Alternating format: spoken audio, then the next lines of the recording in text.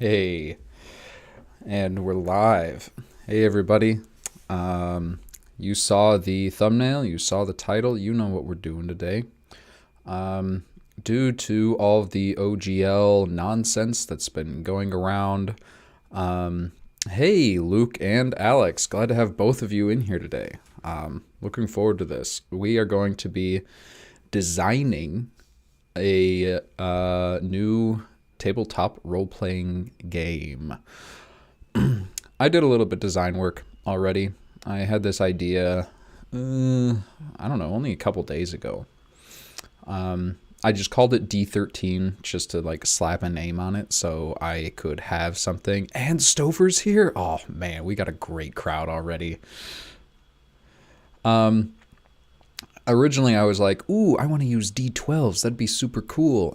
But I want to have make it a cool name like D13. So maybe it's D12s, but only give it like a everybody gets at least a +1 on all their rolls to make it D13. And I realized shortly afterwards that was stupid. I don't want to do that. So I've been doing some design. And the idea I'm going for is to sort of split it into two parts. The first part would be sort of this system agnostic set of rules to guide a story creation. So my fiance has a creative writing degree. So I talked to her a lot about, like, what is the creative process? What do you need? What is required? What can be left out? What does a typical story structure look like? How do you build scaffolding when you're writing a novel? What problem or deficiency in current ttrpgs am I trying to solve? There isn't enough story structure. Most of the TTRPGs that I've played in and several that I ran myself ended up just being mini quest after mini quest after mini quest with no character development, no main overarching plot, and a lot of them didn't even have like a solid, consistent villain in the story. So that is what I'm trying to solve with this first part. The second part, that will be its own system, like a couple pages of, how to make a character, how to do checks, how to do combat. Literally just the bones of what is needed for a RPG system. I want it to be super malleable so people can change it where they see fit in order to fit their group's play style more. The other big idea I had was I wanted to see what it would be like to play D&D. Like, I've heard of co-DMing before, but what if there were more DMs than players? And Cadence is in here. I'm glad you finally got to join one of these streams. Welcome in. So my first idea was, let's have it be 3 DMs and 1 player. So that 1 player can be like the main character and experience the story that these 3 people are crafting around them. I thought that would be super, super cool. But there's, I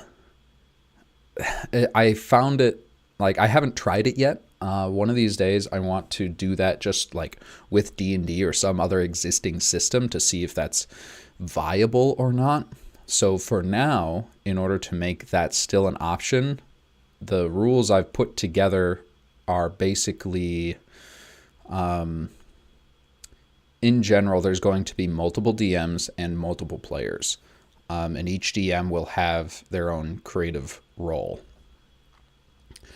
I think I want to start today with the other part. So part 1 is the system agnostic story crafting help, and the structure of how to run a game with 3 or 4 dungeon masters or game masters. So the second part is in here somewhere. Sorry for all the scrolling. I wish this scrolled a little slower. I can probably go into settings and fix it, but I'm not going to do that right now.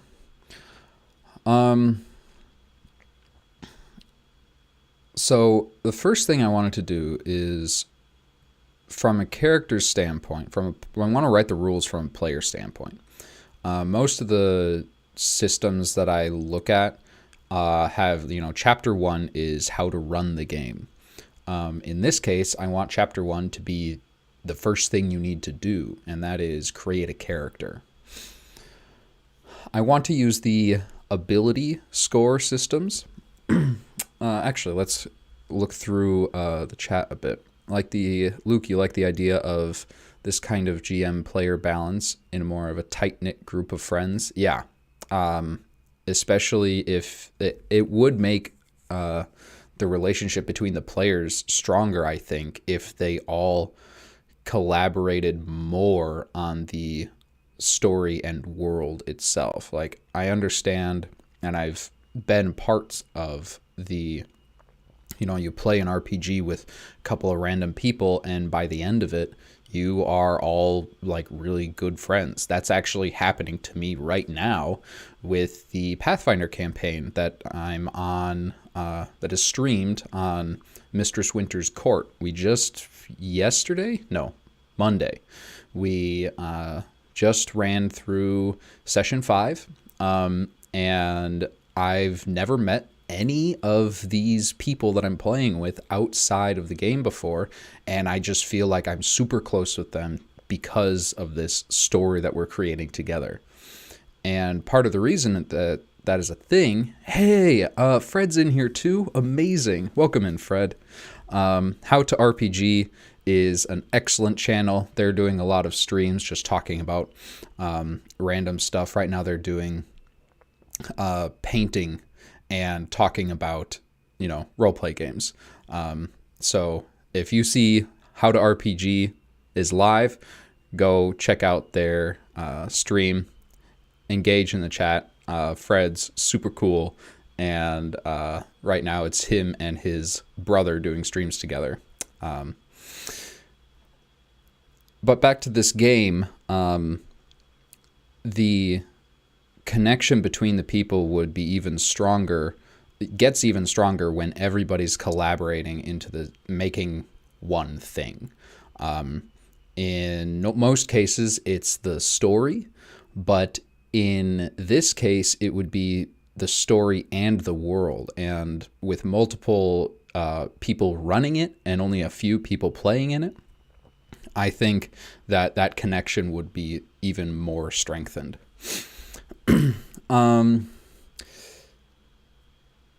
So first part, I wanted this, the first part of the actual game, not the story structure, would be making characters. Like, I know one big aspect of D&D that people really like is the level up process, the, choose what spells you get and trying to figure out how to make the most powerful or coolest character you can.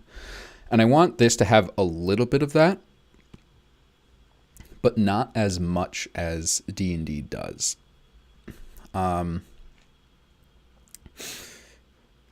Luke, you're very interested to see the mechanical rewards or support, basically, for character development and story.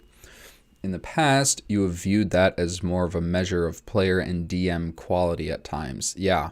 Different play groups will have different styles, but most of the ones that I've been part of focus way more on the story. And the problem is that the games we're playing are designed around the combat structure.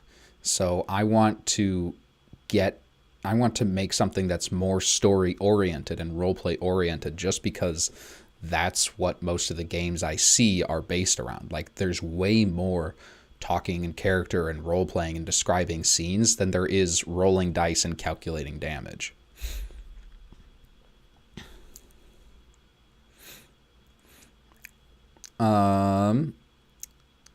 So if your objective is to fix the story part of roleplay, then the first step is not creating a character. Right. This is just the beginning of part 2. I want there to be system of dice rolls attached to this system agnostic story structure, sort of scaffolding. In this case, that would be just to have something that works well with the story structure. We'll see, like, everything that I'm doing here, like, this is not even a first draft, so everything that's in here is going to be, I can just, like, tear all of this down and gut it, basically, and start from scratch again. Mostly because this is, you know, I'm doing this for fun. Like, if this ever gets released as, like, a publication, it's going to be free.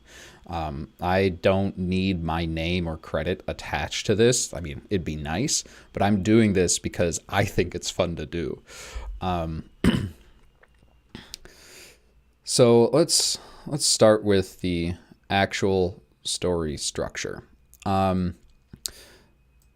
So part 1, genre and prompts. The entire group comes together and picks a genre or system they want to play in.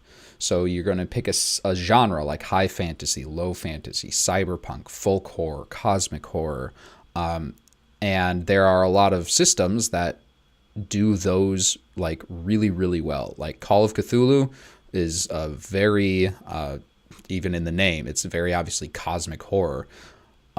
So if you want to play a cyberpunk game, don't use the Call of Cthulhu system. Use like Cyberpunk Red or Fallout even or something. Cyberpunk 2020. There are a lot of games that are specific to genres. So pick a genre and then pick a system that is good at doing that genre. The one I want to design along with this is going to be able to be used for any genre. So I want to make it as usable in any situation as I can. I can't think of the right word.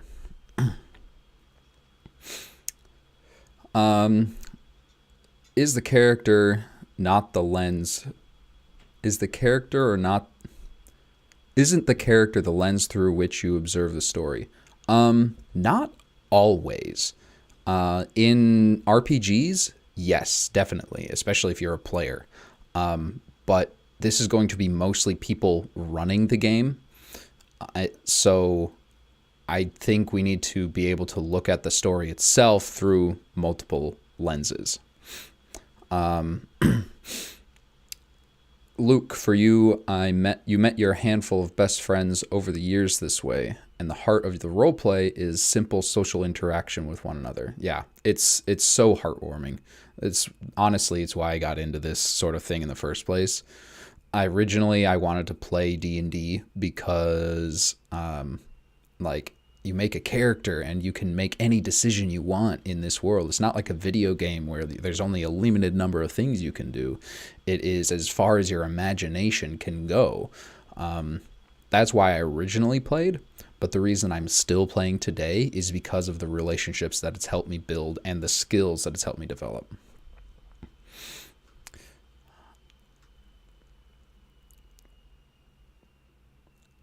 That's about how you make RPGs, and the games you make and run are roughly 80% roleplay and then 5 to 10% combat and 10% nonsense and trying to use your players' brains for jump rope. I love that analogy.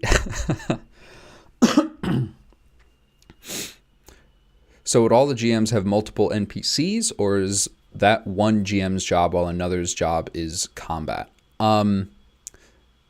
Essentially, each GM would have a specific skill. It's a little bit further down in the step process. It's one of the last things that the DMs will decide, is like whose job is what when they're running the game.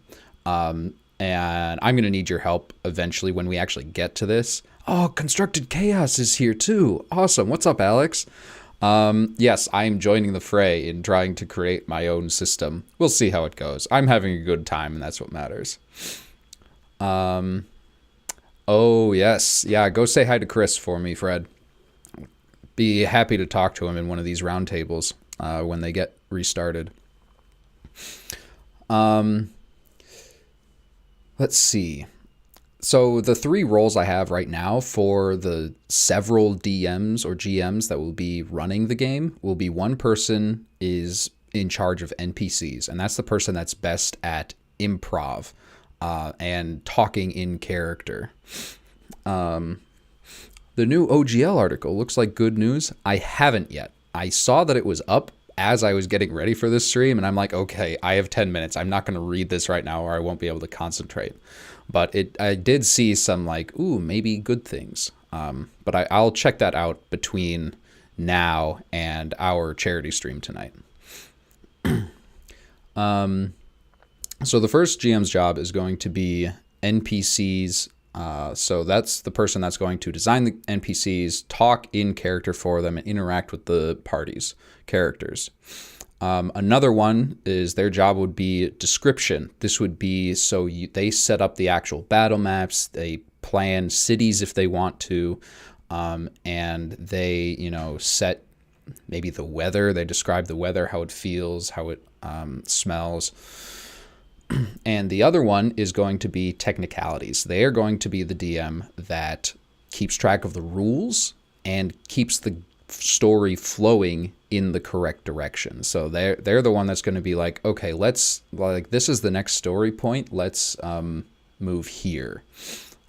So they will be making suggestions as to which plot hooks the players should follow if they need to, or just be the one in charge of providing plot hooks. They'll say, you see a thief steal someone's bag and run off into the distance. What do you do?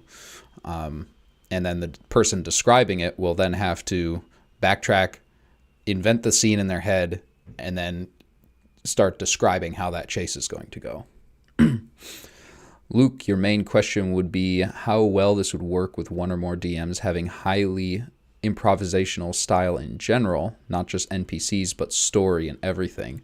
I think the more improv-y the DMs are, the better, because they will have to be playing off of each other as the session is going. Again, I've never actually co-DM'd before, so all of this is just theory crafting. I don't know if any of this is going to work. You're off to finish up some graphics for it? Awesome. I'm super excited for tonight. Okay, everyone, Constructed Chaos is in chat. And he is going to be running tonight a charity live stream. It'll probably be one of the last times for a long time that I will be running Dungeons and Dragons, and we will be running it and raising money for St. Jude's Children's Hospital to fight childhood cancer. And chat is going to be rolling wild magic for us with the donations they make. It was completely crazy last time. The Sphinx that was trying to teach them or like guide them through the story and instruct them in what to do next got turned into a sheep. What else happened? There was a chase, and one person got the ability to teleport at random. Oh yeah, just be quiet, wizards, if you're listening. We're not raising money for this. We're just playing for fun. No. Charity streams and live streams are still like fully protected under all the licenses, under the fan content policy, I believe.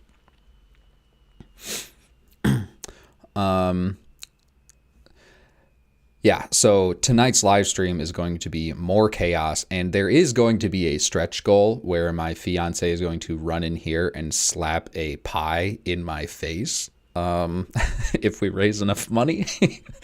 So I don't know if I'm looking forward to that or not, but we'll see. Once we hit that goal, I'm just going to be on the edge of my seat waiting in tension. So the 3 roles I've got for the DM are the one that runs the NPCs and speaks in character to the party, the one that runs descriptions, designs the city layouts and the battle maps, and describes what they look like and feel like as they enter the rooms or like they go outside or whatever. And the one with technicalities is the one in charge of knowing the rules and keeping the story flowing in the correct direction. However they might need to do that. But that is the last part. So there's a lot, like people get degrees in how to write stories, obviously. So I'm not going to be able to give a full rundown of how to do this in, how to write a story in 3 pages. Do I have any particular spicy homebrew assets, for example, unique wild magic tables or such things, in mind for tonight? No, I don't. But if there's going to be 2 donation tiers, the first one is you roll on the table, and the second one is you pick an effect from the Sorcerer Wild Magic Surge table that happens in the game. For this...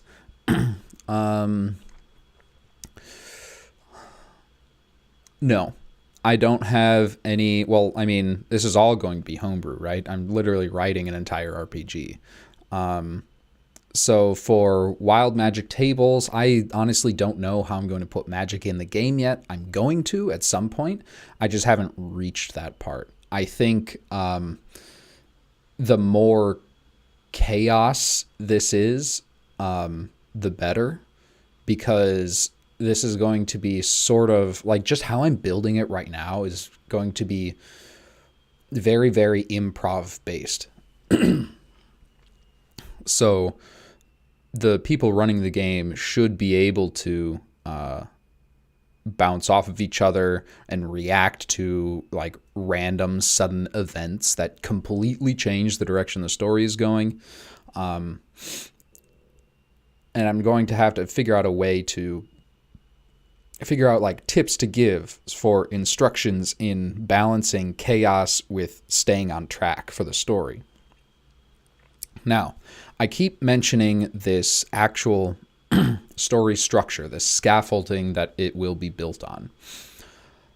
So let's go over the, I could always open up magic to every class and have it skills based. I don't know if I'm even going to have classes at all. I might just make it so like everybody can use any ability if they pick it when they level up or something. So it's not going to be class-based. It's going to be just anyone can get any ability if they have the right prerequisites or something. But before we can get to going into the details of how the rules of magic are going to work, we need to go through part 1, this first section of the RPG that is going to be basically how to make this story scaffolding to play through. Each player will create a character using the system that the group chose together. And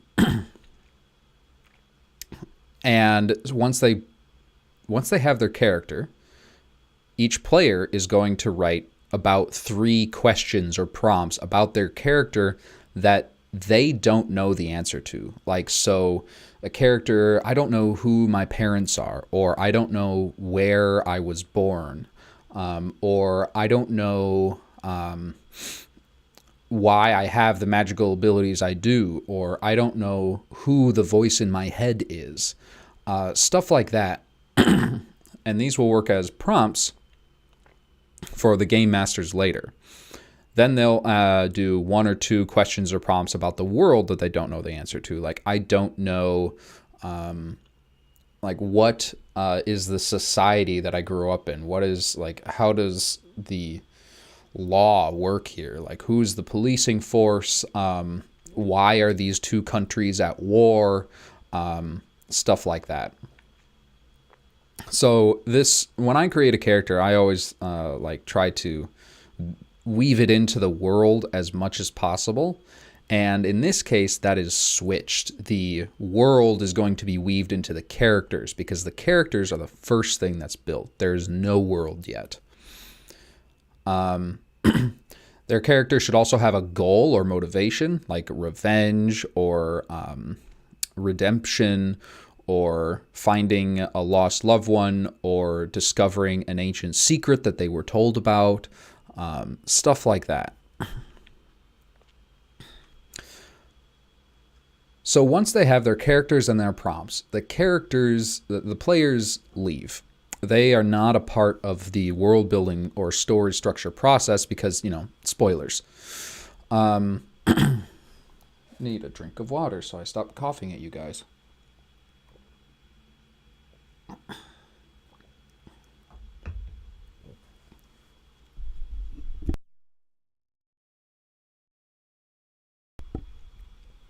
All right. So the players leave.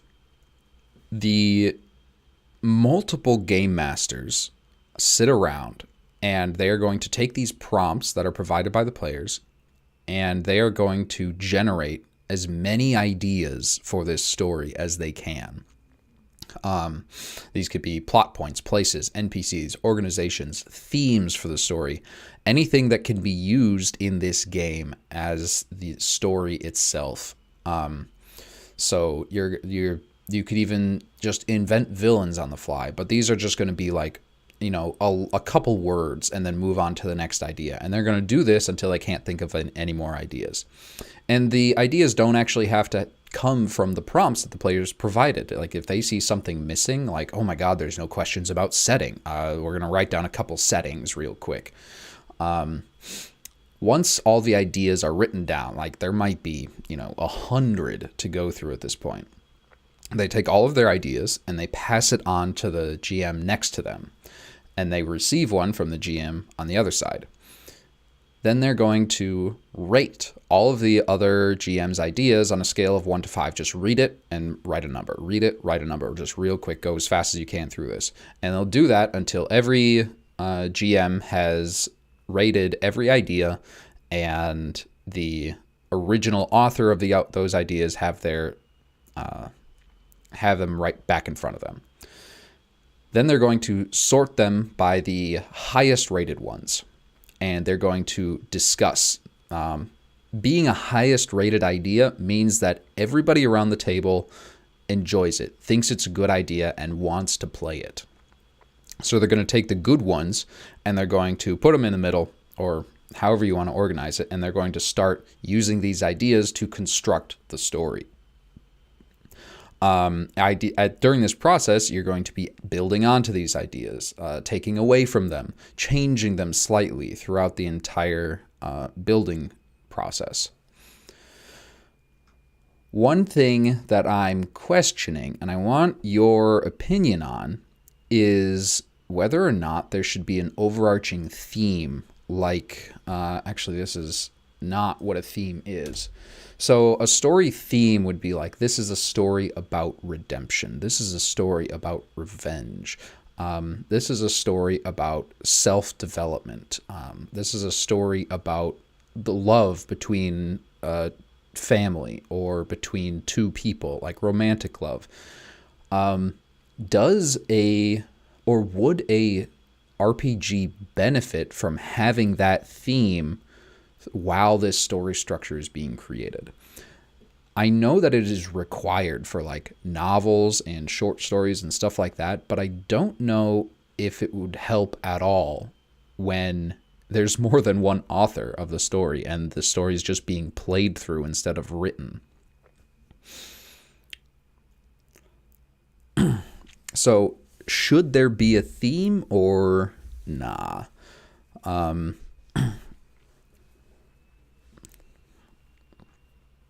You like the structured process of how multiple DMs collaborate and continue to emphasize that more. So yeah, okay. I'll put it in, I'll make an entry here for an elevator pitch.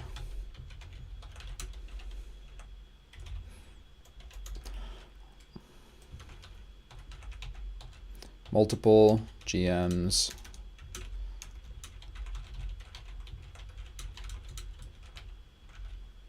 collaborating on a story/world.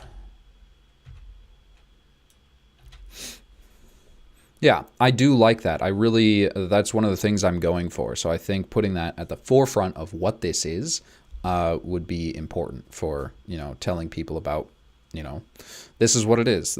So they don't have to actually read through the whole thing to actually understand that. A theme would give the GMs a common goal. That would, if they have, a structure, that this is just the first piece of structure, the base of everything that they have to build it on is going to be revenge.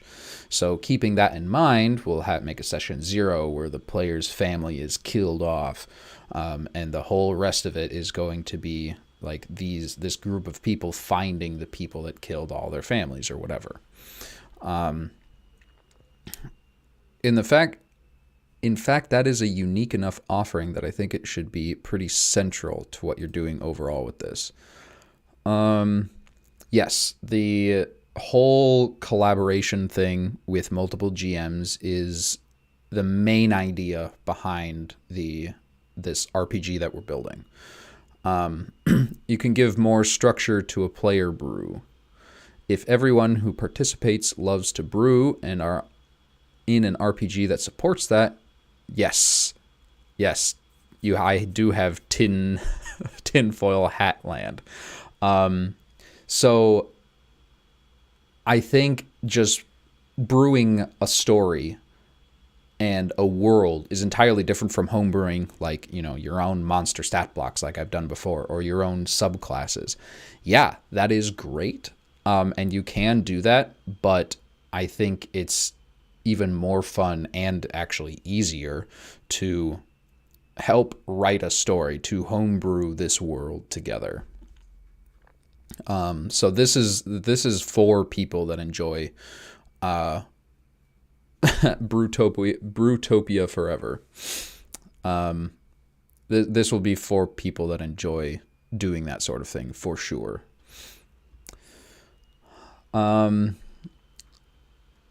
So I'll put a question mark here and bold it because I'm still not really sure if it's actually helpful or not. So if there's a base that they can build off of, it would be great. If not, I think it would be equally as great. I might have to actually figure out whether this is necessary or not when this is play tested. Which, by the way, is the first stretch goal for tonight's charity stream. If we raise, I think we've only got $90 to go. So if we raise $90 tonight for St. Jude's Hospital to fight childhood cancer, then that same group that I'm playing with tonight will be able to play test this. And boy, would it be a great group to do it with, because everyone at that table loves role-playing and talking in character and like inventing stories. They are storytellers at their core, and that's why they play these games. So I think if we reach that goal, amazing. We're going to have a great time streaming a playtest of this system once it's, play testable. Right now there's too many pieces missing. I've been describing your server this whole time. Yeah, there's a lot of those out there. I've kind of wanted to get one started myself. I might just hop over to yours and join it, Luke. But we'll see. Honestly, what I have time for. People running through their own brews and collaborating together to make a story. You're very interested to watch us brew and would like to see even more of that thing on stream. Yeah. When I do play test this, it will 100% be streamed. I don't know what group it'll be with, but I will make sure to do it live. That's a long game. Wow, 98. So that's, what is that? 25 years? That's impressive. Congratulations. That's so cool. I've only been playing RPGs for 8 years, but It has taken over my life, and I'm okay with that. Well, not taken over my life. I have stopped playing video games because this is like stuff like this is so much fun, and it's 100% worth it. So once the theme has been chosen, well, if the theme has been chosen, the GMs can choose the other highly rated ideas to work as scaffolding for the story. So they're going to use these ideas to make an outline. They can even like cut them out and lay them out on the table so you can see the rising action, to the climax, the crisis, the falling action. That wasn't the correct order, but you know what I mean.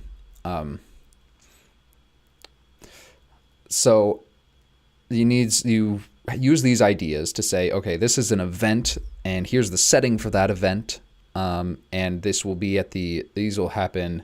Here's the beginning, here's the middle, here's the end.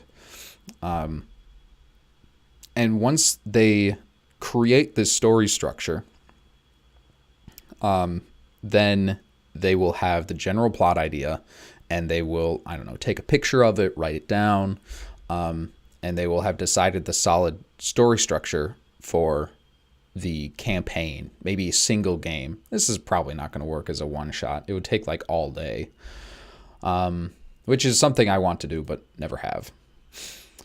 So there will be forms to fill out showing the story structure. I want to go online and do some research myself on exactly what kind of story structures there are. So like the hero's journey, for instance, there will be a form saying, okay, take your ideas and you fill them out in these spots for the inciting incident, the mentor, the crisis, the crossing over, the climax, the falling action at the end, all sorts of stuff. And like, you don't have to fill out the forms completely, but they, I think, will help create the most compelling story for the players to be in.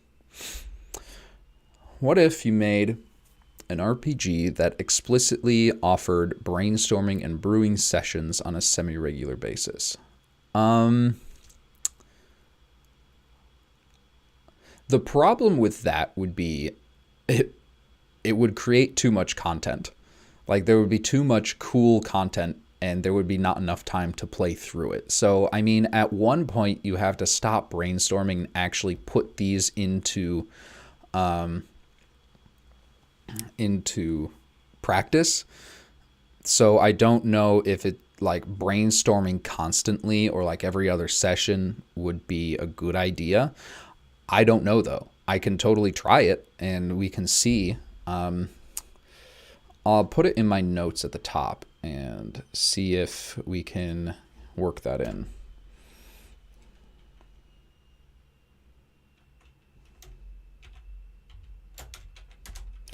RPG built around brainstorming and collaborating versus playing through the story. Dan Harmon's Story Circle. I know Dan Harmon, but I don't know the Story Circle.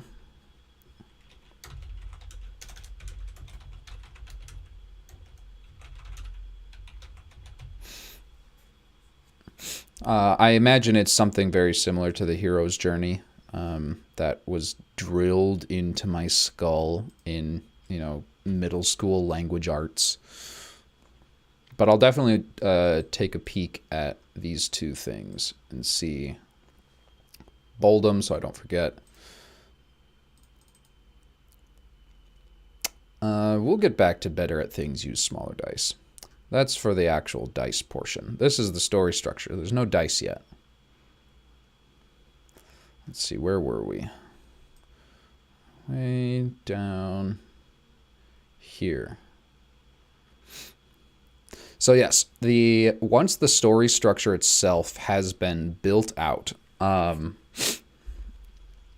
the next part is the dungeon masters figuring out who's going to do what. They're going to like split up responsibilities. One person will run NPCs and build them all. One person will build all the settings and focus on description. Another person is going to focus on the rules of the game they're playing and keep the story on track.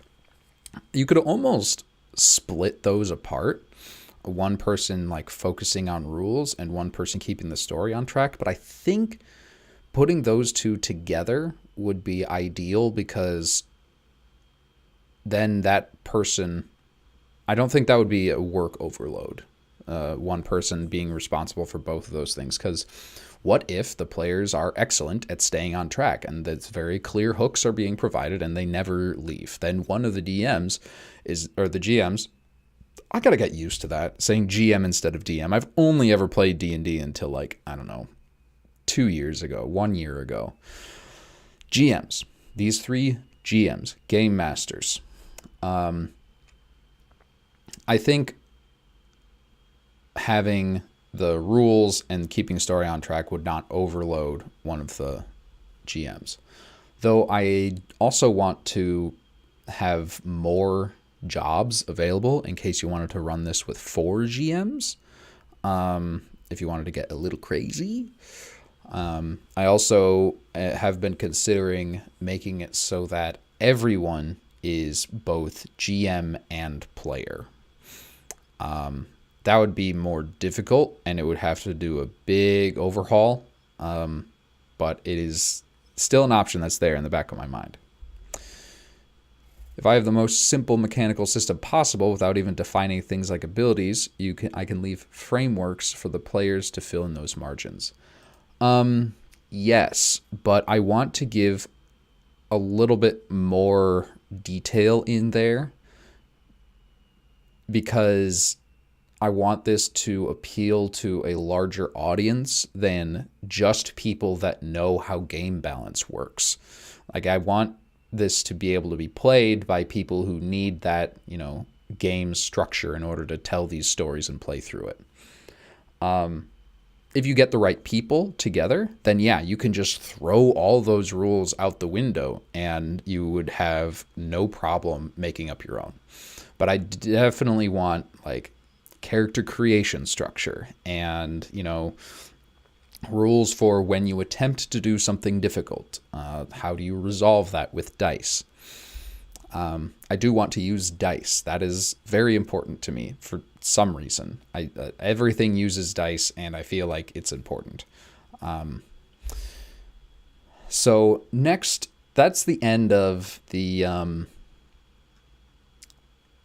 story scaffolding. Maybe call this the scaffolding section. Section 1. Scaffolding. I don't know. I just really like that word.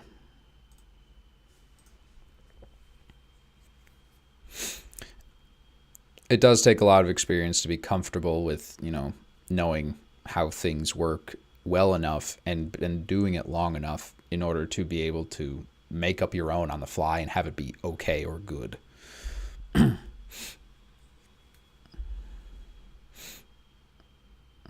Yeah, a lot of smoke and mirrors. That's true. So that's what I've got for collaborative story process, this structure portion. Now we actually get to talk about the dice. Oh, here's another big thing that I should probably move up there. Another reason for having multiple people be GM, because it lessens the cognitive load of running D&D. Like, for example, I cannot, or it's very difficult for me to both run D&D and run tech for a stream. So the people that do that, oh my God, you're working on another level. In the streams I'm in, I always offer to run tech, and recently I took that over for winter in the Pathfinder campaign I'm in, and everything just ran smoother once I got used to running tech for someone else's Twitch channel. Anyway, lessening the cognitive load on the DM would be important.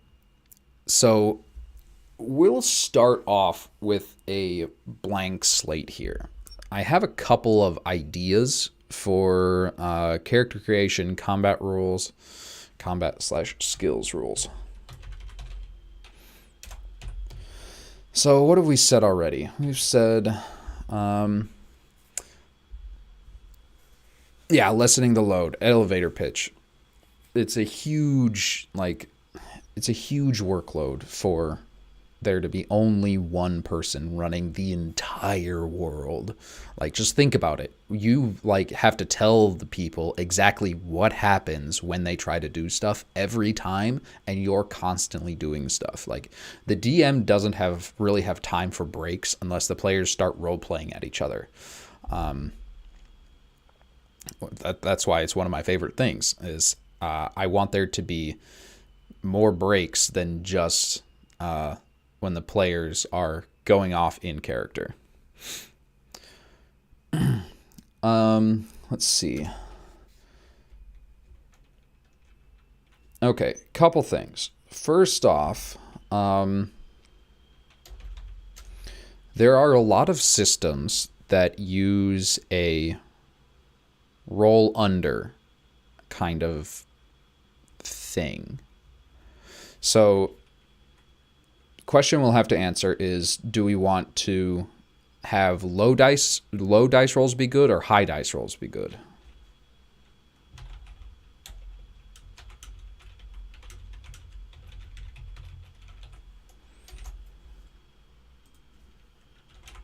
Low roll or high is successful? Question mark. I don't think we should start by answering this question. We should figure out sort of what dice we're going to use, for example, which is important. I want to... Okay, so I love D12s. No, Thaco. None, please. Do not invoke it.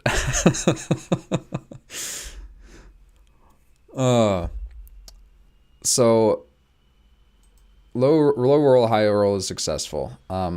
What dice? I love D12s. I don't know why. They're just cool. They're like D20s, but simpler and easier to read because the numbers are bigger.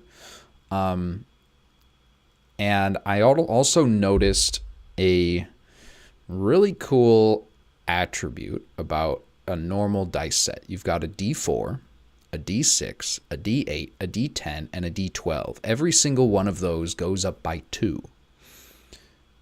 This feels like a balanced level up structure where when you level up, you start using D6s instead of D4s so you can roll higher numbers. Or if you level up, if you're trying to roll low, you go down a dice size.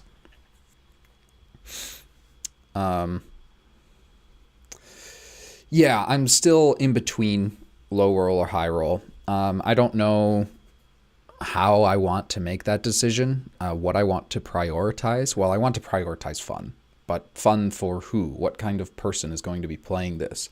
I think based on what we've already been through, storytellers are going to want to play this. Do storytellers like rolling high, or are they okay with golf rolling? I don't know, and I don't have the resources to put out a survey to find out. Have I considered making an alternative to initiative, an alternative to experience points? I only use milestone leveling. So I might have, the level ups, make it required that the GMs put level ups inside their story structure, instead of calculating experience points. I just feel like that's a slog. Like, this is for people that don't really like numbers, and like stories more. Low rolls cut down on the mass. So for people that don't like numbers, that would be ideal. So do we start out with using D12s, and as we level up, we go down dice sizes? And if so, how would that be balanced? I feel like...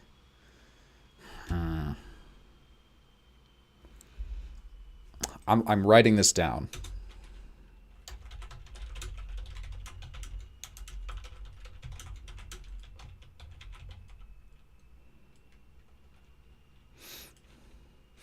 Rolling under a number is easier. Rolling high feels good. I think we can achieve both of these things. When the quicker the thing that you're doing, the lower the dice size? Maybe.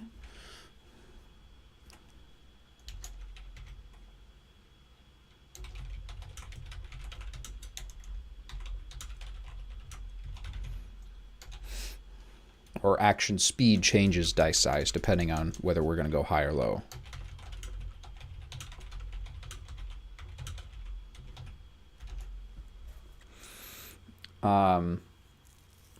I don't know if I want to use D20s at all, just because, like, you get D4 plus 2, D6 plus 2 more is D8, plus 2 more is D10, plus 2 more is D12, plus 8 is D20. And I kind of want to avoid having it be a D20 based system. Maybe there will be 20s for random tables that are suggested later, but melee is only a D4, ranged is a D6 so D4 making it easier because it's in melee. I also had it's further up in the document, but I'll write it down again.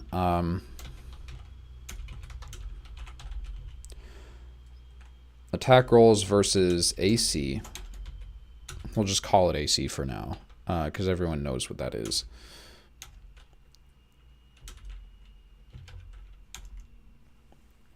Attack rolls and damage are the same thing. Attack rolls and damage are the same. So if you roll a 5 to hit an AC 3, you deal 2 damage. That way you don't have to do multiple rolls for the same attack.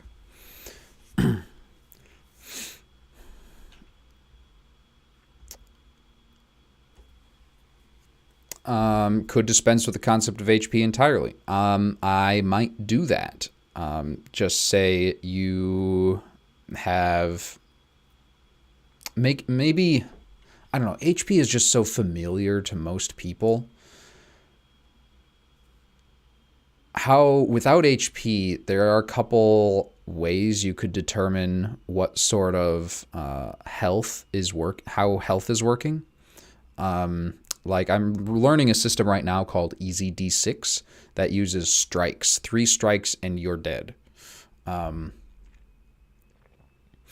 Instead of 3 strikes, you're out. D8, D12, D16. I have not ever seen a D16, and I do want these to be a little easier to find. So I think we're going to avoid having strange numbers on dice. If the narrative... Oh, hey, Christian. Welcome in. If the narrative is more important, then wouldn't initiative be more narrative-focused with agency and villain agency, which can change depending on circumstances? Yes, I agree. No idea how initiative is going to work. That's an entirely different beast that we'll have to tackle.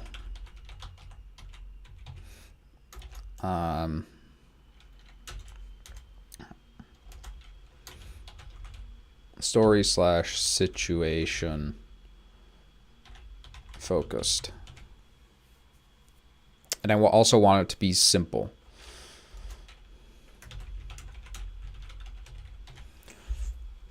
But we're going to work on, we'll just call this skills. We'll work on skills first, because not every story is going to have combat. And this is going to be a story-oriented system.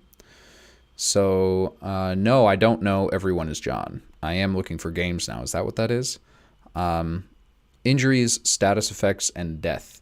Okay.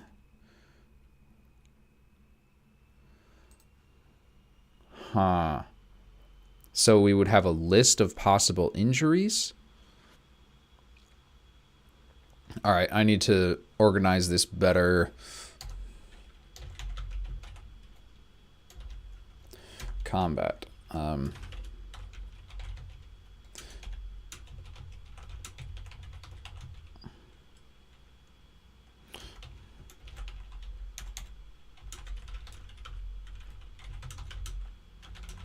Too many injuries and you die. Okay. Hey, Fred, welcome back. We're back into trying to figure out what dice to use and how to run combat and how to run skill checks and how to run initiative, sort of all at once in this weird, unorganized fashion. Let's see. Everyone is John. Simple RPG. I like that. So we will, I'll put it up here for...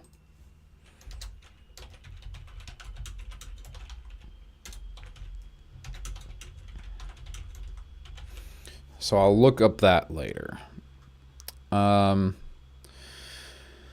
see.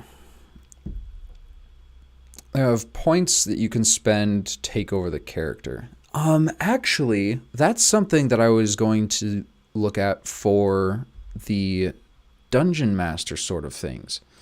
So each of the several different game masters are going to have jobs. One is going to run NPCs, one is going to run description, and one is going to run the technicalities, so the system and the rules and keeping track of, making sure the party's on track to finish the story. All of these DMs are going to be able to do all of these things, but their responsibility will be only one of these sections. And I was considering giving the DMs plot points or some other system to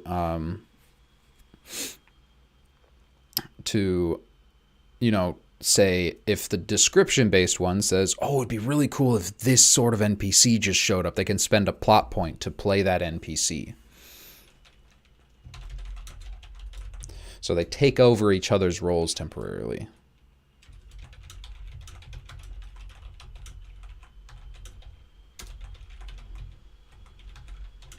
And the technicalities one is going to probably have more because no one's ever going to want to take over the technicalities role.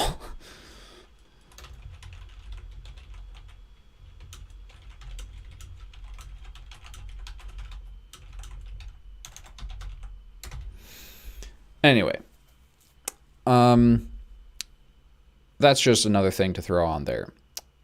Trying to keep this on track, though. So, what dice? Action speed changes dice size.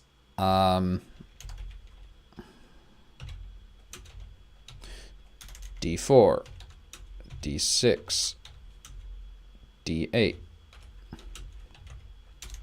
etc. Each goes up by 2. Use this for difficulty. For level up. I don't know. Let's see. D6 is very common without huge variations. That's true. D6 is for, like, everyone's going to find. I've heard of people saying, no, I can't play this game because I don't have the dice necessary. Everyone's going to be able to find D6 super easy. If I want more variations, then rolling 2d10 would still fit a d20 system. I am going to try experimenting first, going away from the d20 system. D100 is still an option, but I feel like that's going to be too... I want to avoid too many numbers. And D100s, like in Call of Cthulhu end up being kind of complicated when you're actually calculating what number you have to roll under in order to succeed. If I want more DM jobs, I can make so GMs run opposing factions against each other. I like that.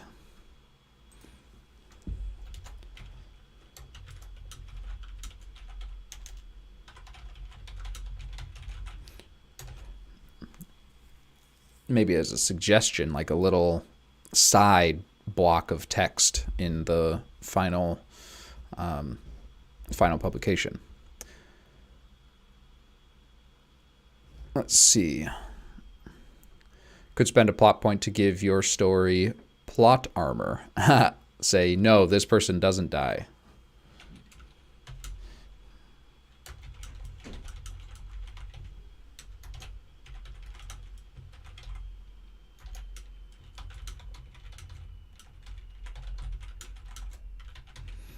Save a villain or NPC.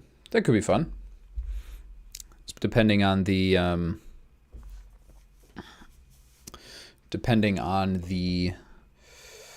playgroup. I know a lot of people that, like the sort of darker, grittier game where death is 100% on the table and quite common.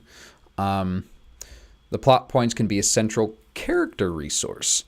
That way, players are directly rewarded for good roleplay and is one of their primary mechanical tools as a player using that pool of plot points.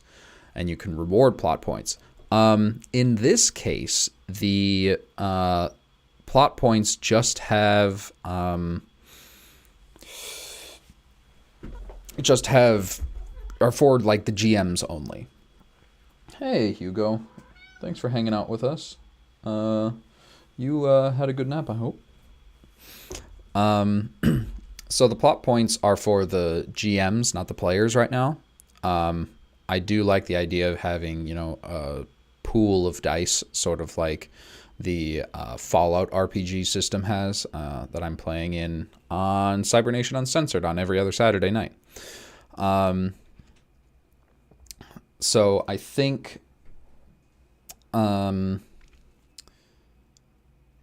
I like the idea of awarding for, they're having a reward system for good roleplay or something cool that got improvised.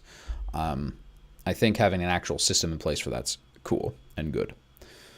I don't know which system will have that connected to, though. Like, will it be the story structure and this part? Or will it be, let's see, something else, like the actual dice system? Like, because it's really easy to reward dice. Basically, inspiration.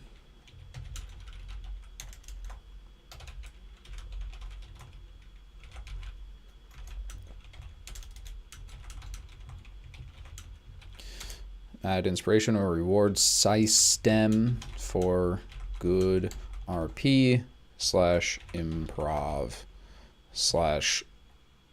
/ fun stuff.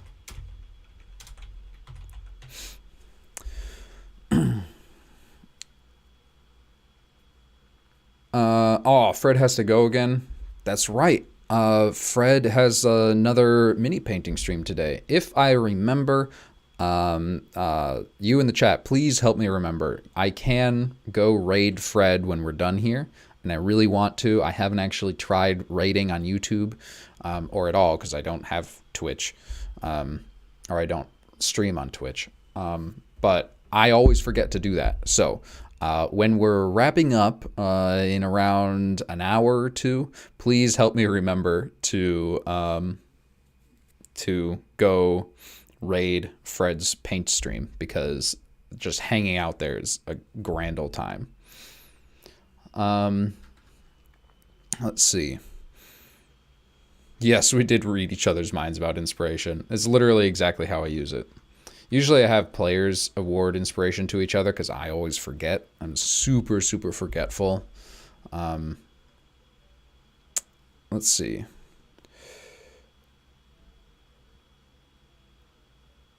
All right. Thanks for joining, Christian. Have fun in your next class. I look forward to your comments when this is a video instead of a live stream. Thanks for joining. Yes, you can raid on YouTube. I haven't figured out how. Actually, let's do that quick, because I think... Let's see. Stream settings. Nope. Analytics. Stream health. Viewer activity. Oh, edit. There it is. And scroll all the way down. Where is it?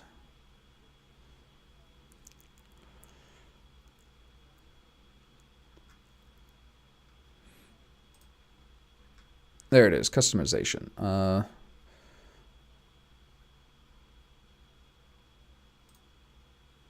Add. Let's see. How to RPG. It should be on here, right?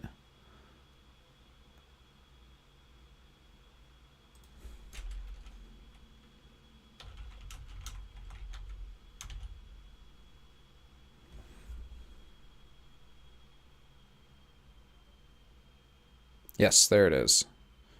All right. When this is done, you will all be redirected to Fred, which is going to be a grand old time.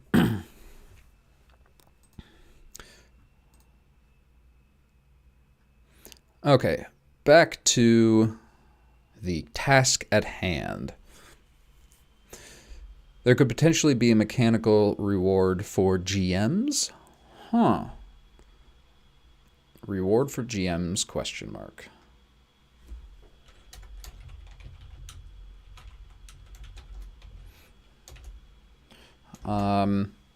Usually I like inspiration to encourage players going to the... like doing the things that are group oriented. Like whenever I play a group, I always figure out what kind of group they are first. Are they role players? Okay, I'm going to reward role playing in this campaign. Are they combat oriented? Yes. Okay, I will reward them for super creative combat decisions or ideas or combos or stuff like that. So that's kind of where I am with that. Is it possible? It is possible to gamify playing the NPCs more. I don't know if I want to be honest. Just because, like, I enjoy running NPCs, and chances are one of the DMs is also going to enjoy it, and that can just be the person that takes over running them.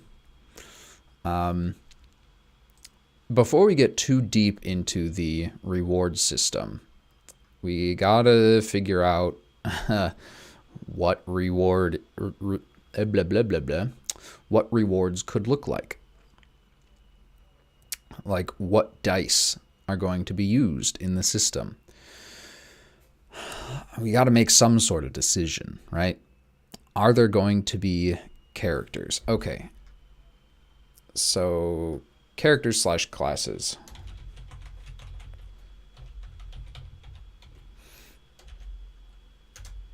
/ races. First off, no classes. Just abilities to choose.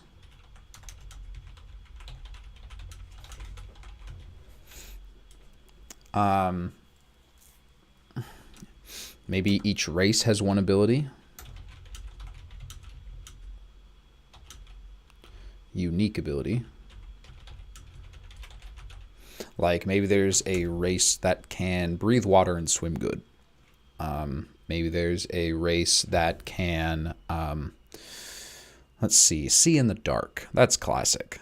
Something that is biologically inherent. A Skyrim type skill game? Yeah. It won't be as in-depth as leveling up each skill individually. It'll sort of be like maybe skill trees. But I don't want to go too far into that. I just want to have a list of suggested skills. Like one skill would be swimming, breathing water, / dark vision, / glowing body. Random stuff like that.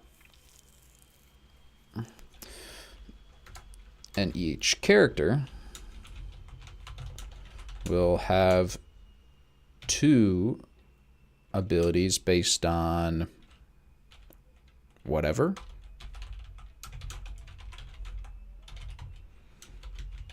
Based on backstory / character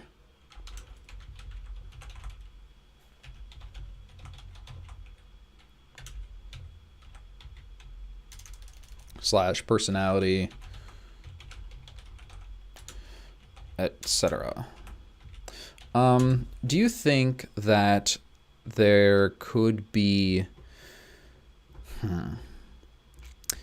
Do you think that every ability that the player has, or the character has, should be based on something specific about the character? So,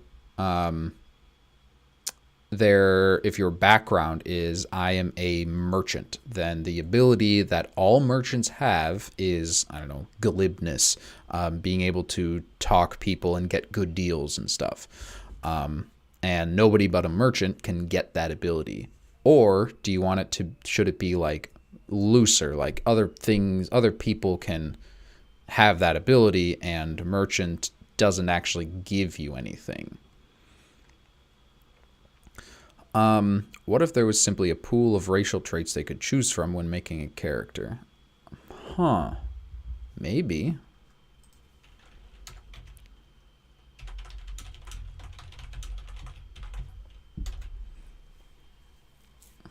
There's definitely going to be a pool of miscellaneous abilities.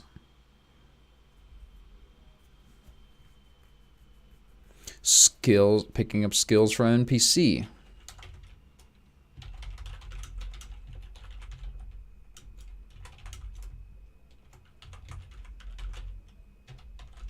Or training and life events. Like if you get struck by lightning, now you can cast Shocking Grasp or something like that.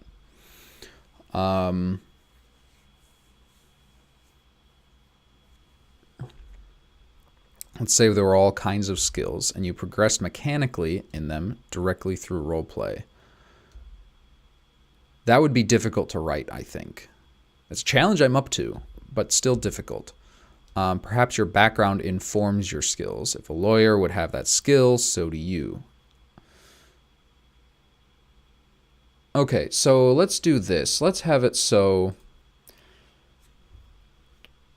a lawyer can talk someone, like convince someone of anything. That's what a lawyer can do.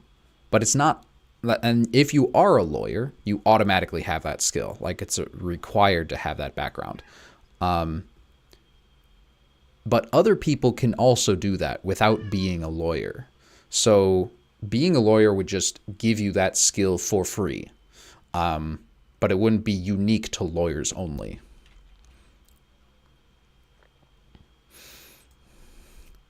Racial traits and what are we going to call this other pool? Two pools of traits. One is going to be racial traits, and the other one is going to be, I don't know what to call it, skilled traits, other traits, background traits. Trying to figure out a way to name this other pool.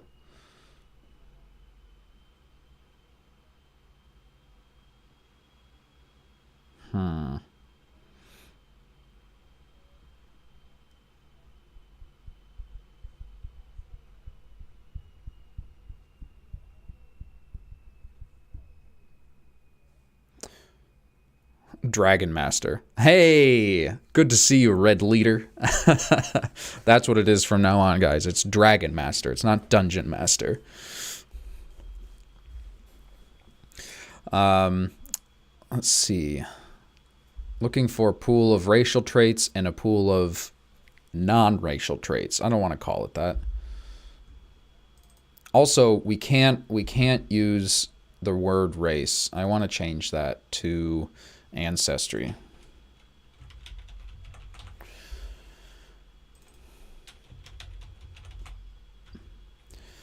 Pool of ancestry traits.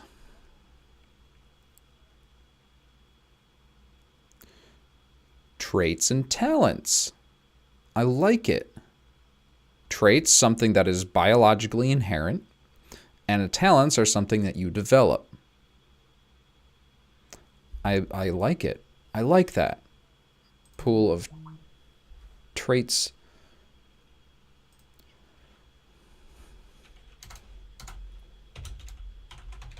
Two pools, traits and talents.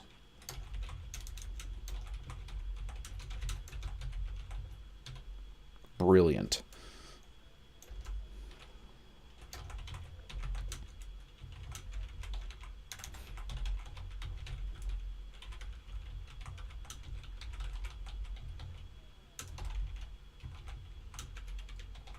Water breathing, dark vision.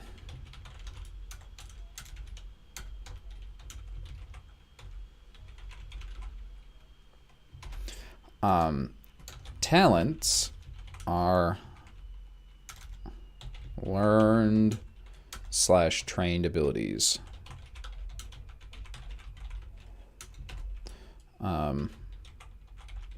Martial arts, masonry, persuasion.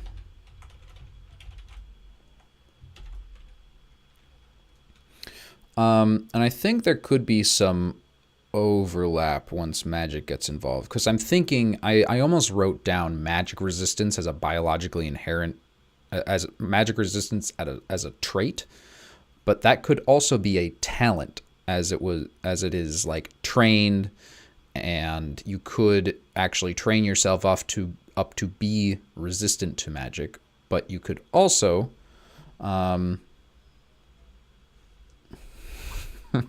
got your text, Dan. Sup?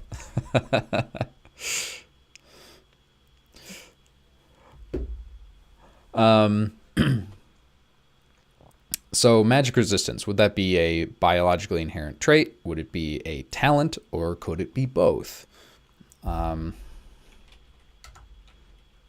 Is there overlap?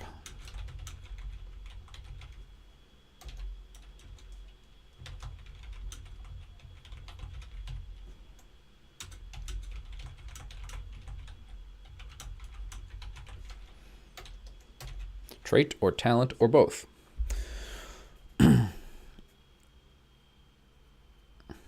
Yes, so there's going to be a lot more talents than there are traits, because that is what you will gain as you level up. And I think I want to make talent design note. So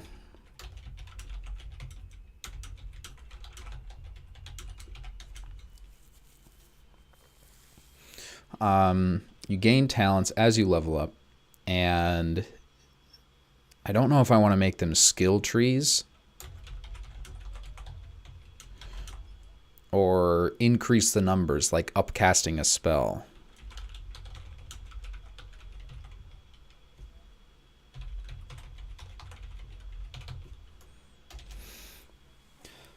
So, like, if you're trained in, like, Pathfinder has different levels of proficiency. So you can be trained in something, or one more, you can be an expert in something, or one more, you can be a master of something. I think I want to steal that for this. And each skill gets better subsequently. Like,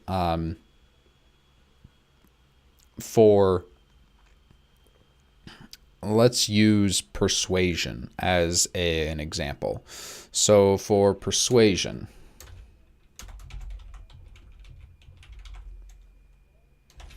one rank in persuasion, you can persuade people that are only your own race. 2 ranks, you can persuade people that are other races. I don't want to call it that, ancestries. I don't think that's a good idea for like persuasion, but you get what I'm trying to say.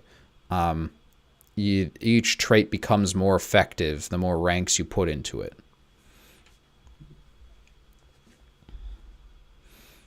Yeah, skill trees would be too difficult. I don't want to make it a tree. I want to make it linear.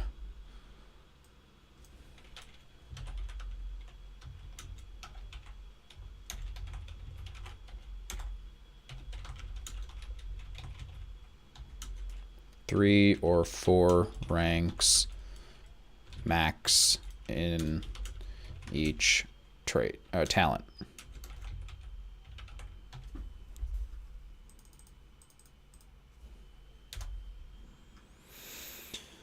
All right, I like where we're going with this. And this, I think, would be traits and talents might be the only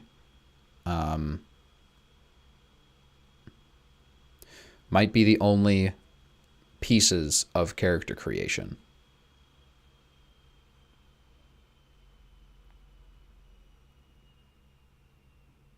Maybe some other abilities, like, because you can have someone, like, I keep going back to, like, what distinguishes a strong person from a weak person if they're just these traits and talents? Like, if you have a human, right?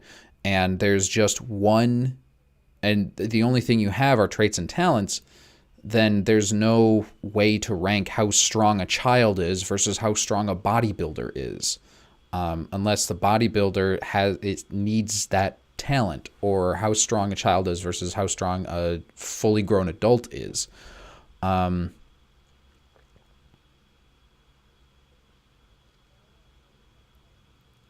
Maybe we can throw weaknesses in there too. I've always been a fan of having,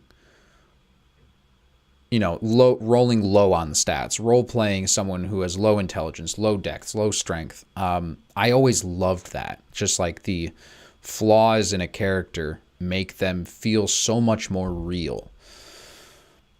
So maybe we also have a pool of weaknesses, and when you build your character, you pick 2 or however many, and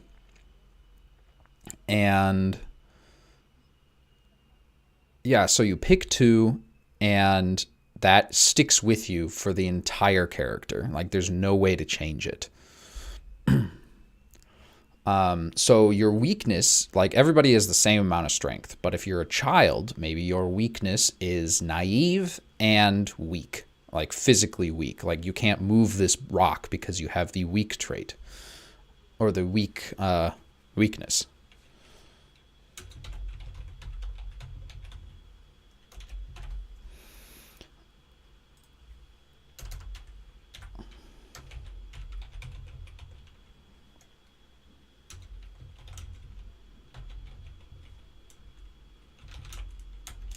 Weaknesses are permanent flaws.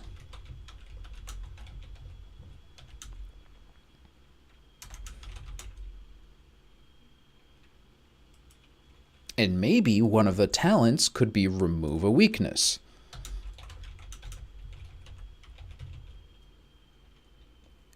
Okay, I like where this is going.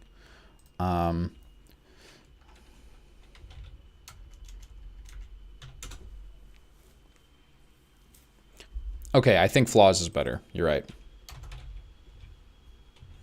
Like, names are not my strong suit right now. I really need to take a break and eat something and drink some water and coffee, but oh my god, am I on a roll.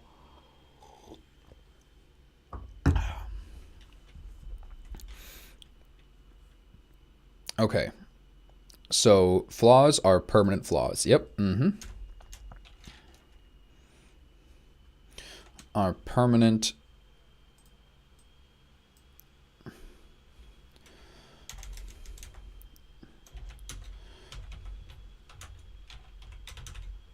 Must pick 2 at character creation.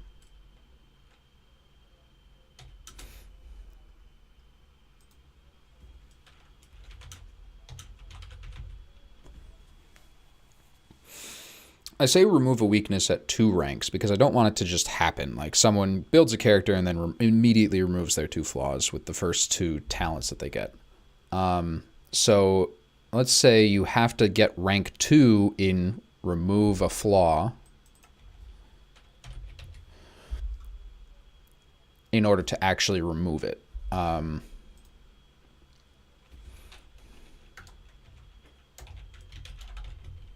Examples. Weak scared. What was the other one?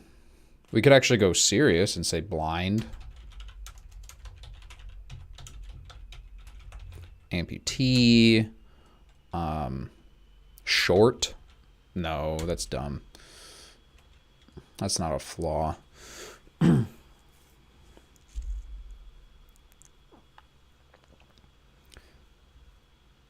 Weak, scared, blind, amputee, etc. So if you took the remove a flaw talent 1 rank, that means you are either working on the flaw, like if you're physically weak, you start lifting weights when you can. Oh yeah, just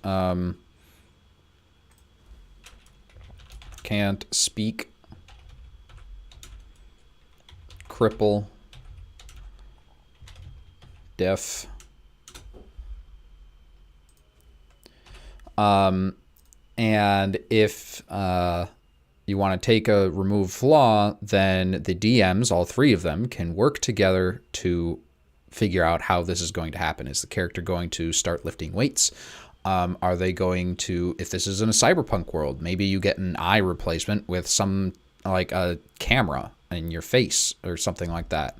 But it takes you 1 rank to start looking for it and a 2nd rank to find it. Maybe the DM will say 3rd rank to actually make all the money and do all the paperwork in order to get that extra working eye. Yeah, I like this. I like where this is going.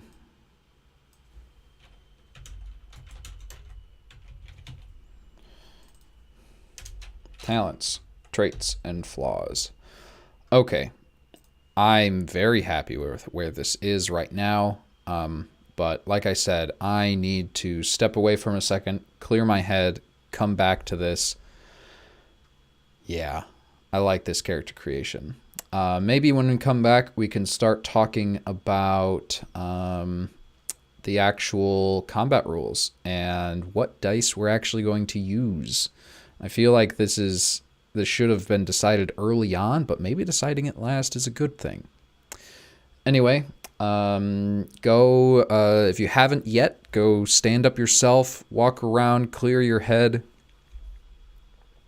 Gain a starting talent by taking an extra. Okay. You guys have too many good ideas. You're never going to let me take a break, are ya?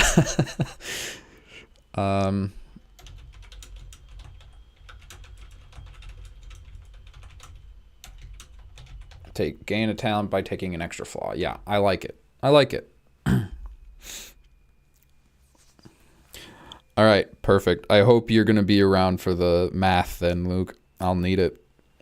I like math, but I can't, not when I'm in cognitive overload mode, like right now, running a stream, talking about you guys, keeping track of chat.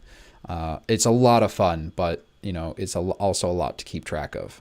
So I'll need help with that when I get back. Yep, that's what I'm going to do, Fred. Putting up a break screen and leaving. Talk to you guys in a bit.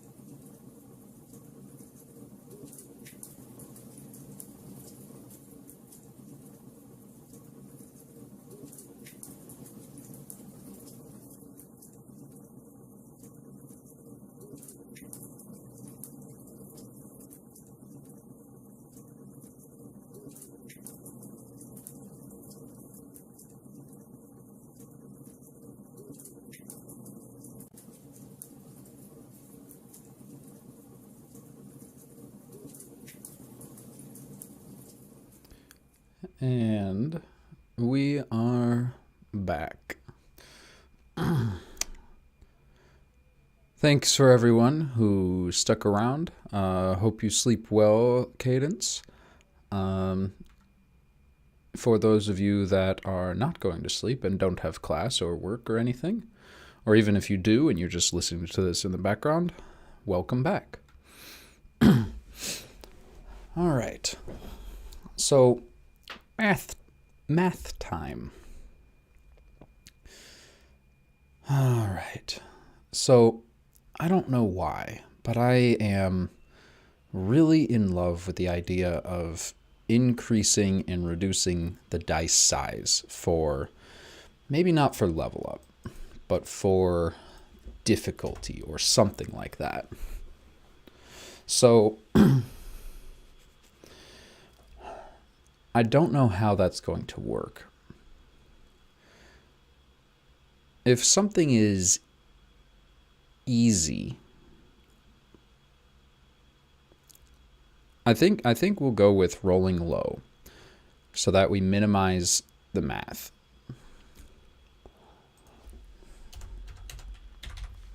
So rolling low, 1 is a success.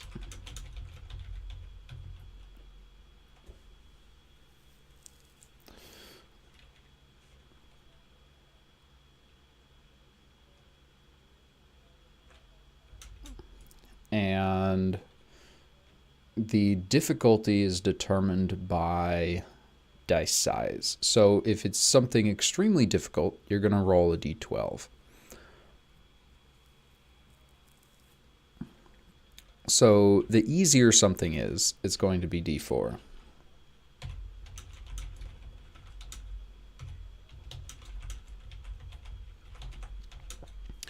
And what I'll have happen is maybe your traits and, what do we call them? Traits and talents. So your traits and talents will give you extra dice.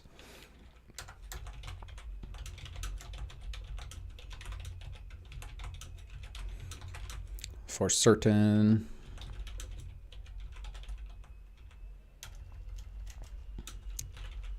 skills / attempts at things, for certain checks. So if the DM says, okay, this is a D4 difficulty task, like you're going to try to find your way back home, and you have a talent or something, like a talent that says you grew up in the city, so you know the layout of the city really, really well. You'll get 2 extra dice for it. So you will roll 3d4, and as long as one of them is a 1 or a 2, let's make it 1s and 2s are success.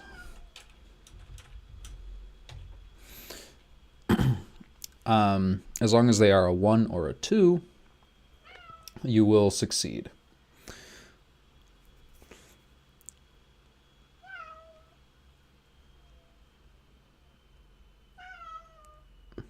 Right, so a 5... Wait, hang on. 1 should be the hardest success condition, 2 the second hardest, and so on. I think I want to keep it as either... I don't want there to be multiple different win scenarios. I want it to be like a succeed or fail. Just to keep it simple. I might change that though. You could even be able to get dice low enough in ways that it beats the difficulty requirement. So a 5 difficulty class task being bypassed by a D4. Say more about that. I don't think I'm quite... still don't think I'm quite understanding what you're saying.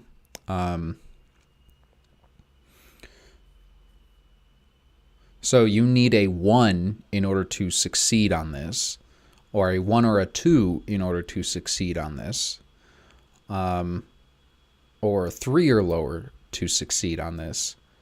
instead of having it be you get to use certain dice for this. So let's list out the ways we can change and handle difficulty versus the talent they have. So we can change number of dice, what dice are rolled, and the target number. Lower than X. Or no, X or lower.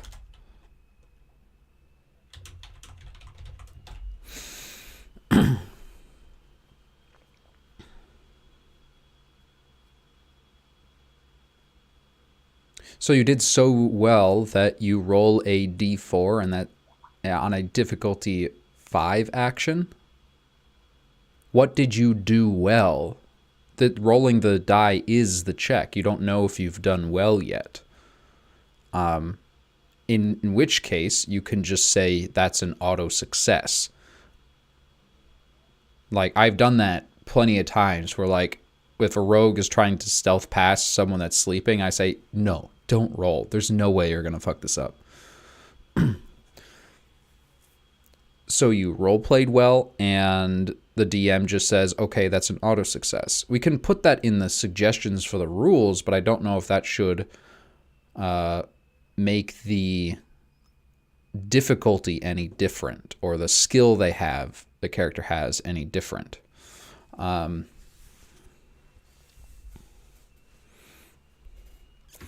If the role play an action, you can be awarded dice to calculate that action. The dice rewarded for the action can be determined by roleplay. I want to shy away from situations that allow the DMs or the GMs to say that wasn't good roleplay, so this is going to be difficult. I don't want to punish players for bad roleplay. Because that is an extremely like subjective thing. It is very opinionated on what bad roleplay is. So if someone that is not comfortable with talking in character is playing this game, then everything for them would be more difficult and they would just not have fun with it.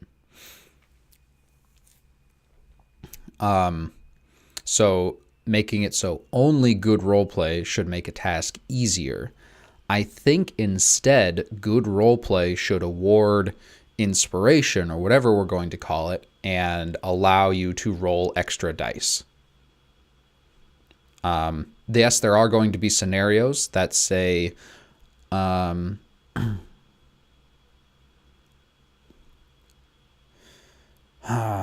okay. All three of these things are arbitrary. We can use any one of them to make something easier or harder.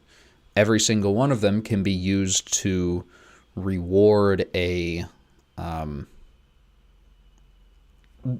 something for good roleplay or something along those lines. Right. A system oriented around roleplay like this, the roleplay and story writing, should never punish for bad roleplay.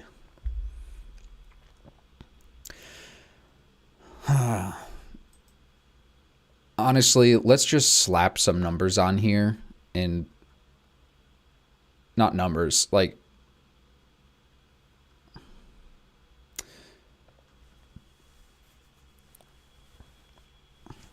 okay, so the number of dice. What determines the number of dice rolled? Would that be talents?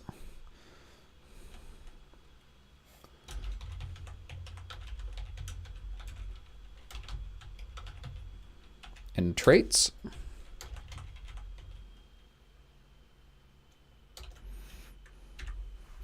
What dice are rolled? Would that also be determined by talents and traits, or would that be determined by reward for roleplay.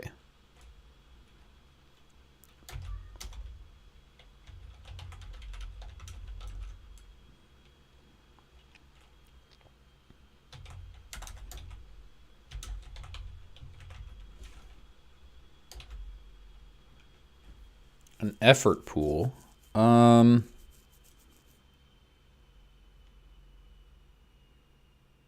I think we already have enough to... I don't think we should add any more... I don't know what to call them, attributes to the game into the mix, like this effort pool. I'm not saying it's a bad idea, but it is more numbers and more calculations, and I want to shy away from that. We will keep it in mind, so I'll put it down here.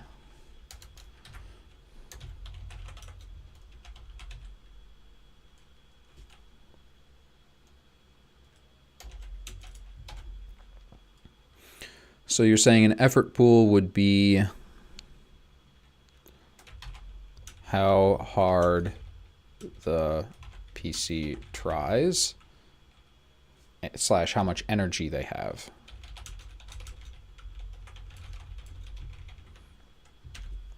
And the effort pool would be how many dice they roll.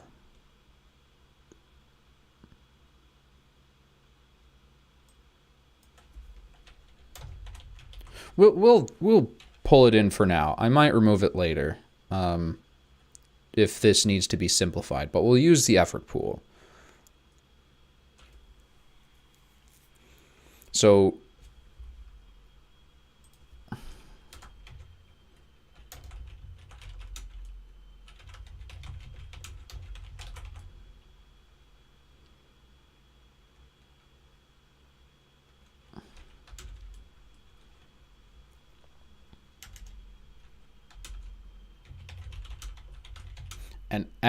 so resting increases effort and adding dice decreases it.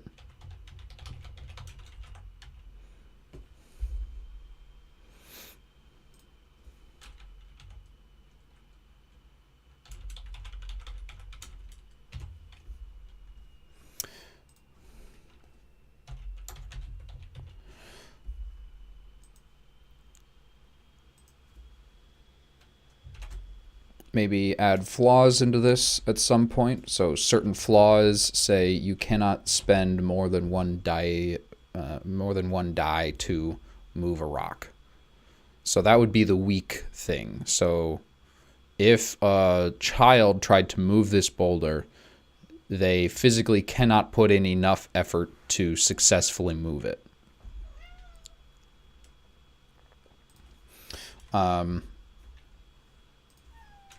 What dice are rolled is determined by roleplay reward and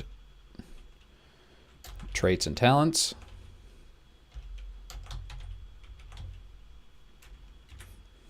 And the target number is determined by the GMs and the scenario.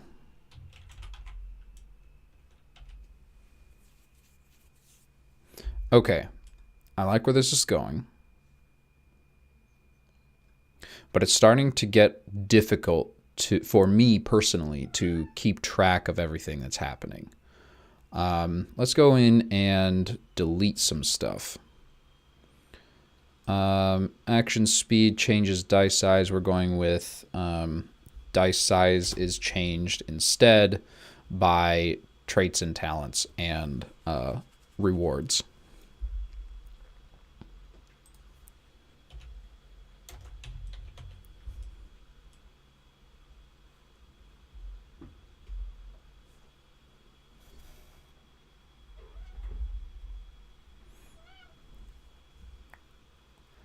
I don't know if I've mentioned this yet, but as always, we are listening to music and ambience from Michael Gelfie's studios. I don't know if you can see it, but there's a little bit of rain like over here on my camera. That's because there is a background video that I got from Pexels royalty-free video that can be used for anything for free. And the foreground, there is an animation by the Kinemancer. And he has a whole bunch of really cool stuff. Basically, it's all animations that can be overlaid on top of streams or on top of... let's see if I can pull up one for you. If we go to my scenes, and instead we'll add some fireflies in here. There we go. Some fireflies, just for fun. That's what he does.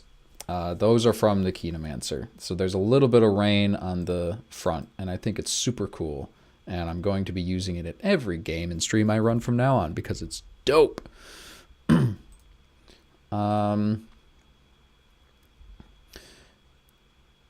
The music and ambience we're listening to, as always, is from Michael Gelfie's Studios. That link and all the links to all the stuff I just talked about are in the description, or they should be.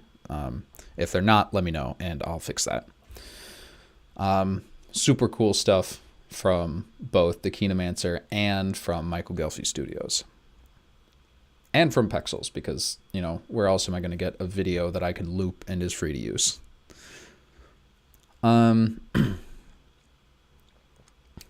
Deleting some stuff. Let's go like this. Let's see. Number of dice. We should put D4 to D12. We might change that to D6 to D12 later, if necessary.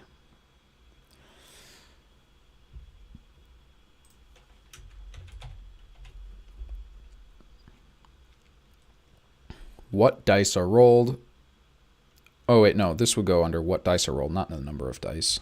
Foolish, Dennis. How dare you? So, number of dice is determined by effort, and effort is determined by your character. Certain things increase or remove effort.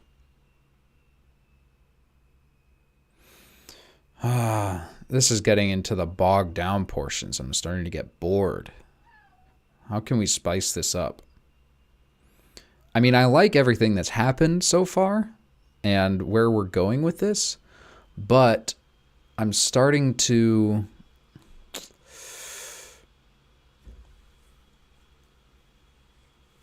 get bored by it. So instead, let's start actually writing down traits. And Hugo, what are you doing? He's climbing up through my wires, and you might be able to spot his tail in a sec. Yeah, here he is. Hey, buddy.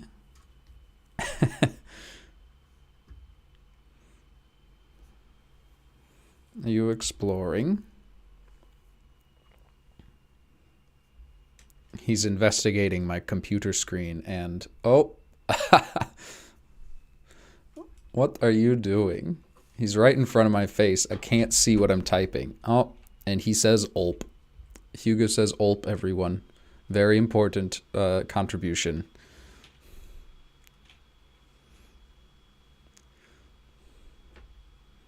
I wish I could dismount this webcam and show you exactly what he's doing right now.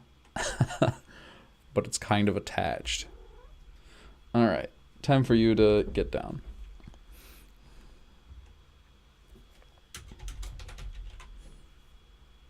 This is very important.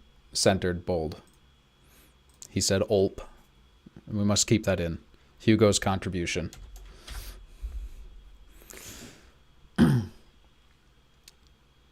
Okay.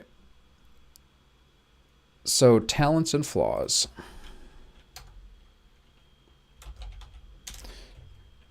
No, traits, talents, and flaws.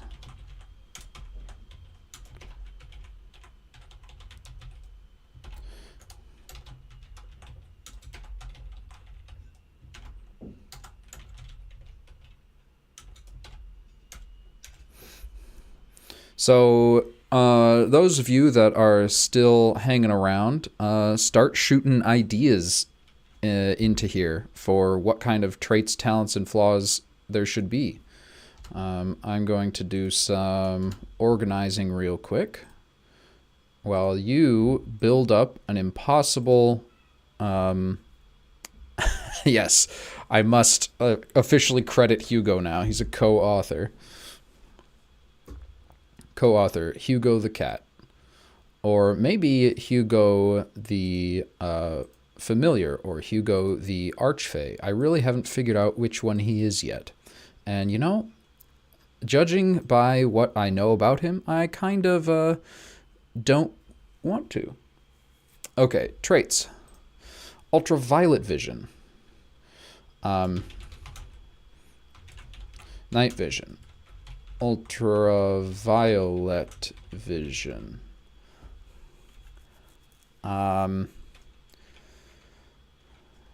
Synesthesia.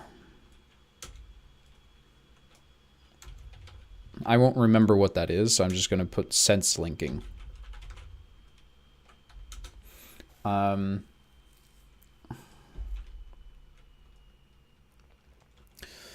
Sense linking photosynthesis.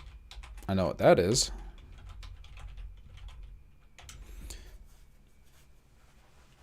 Photosynthesis.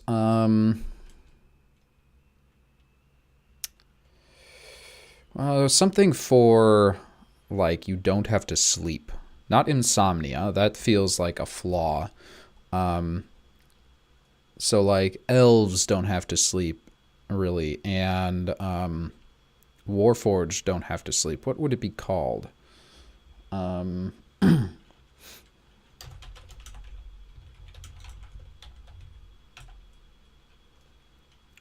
Oh, yeah. I have heard of synesthesia itself, but I want to just put sense linking in here because I didn't know what it meant off the top of my head.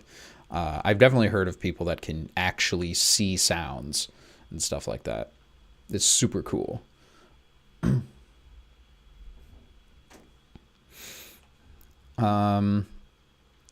Let's see. Don't have to sleep. Okay, got a couple of those. Talents. Bodybuilder.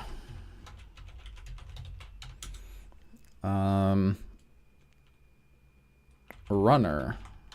Ageless traits. I like it. Gills.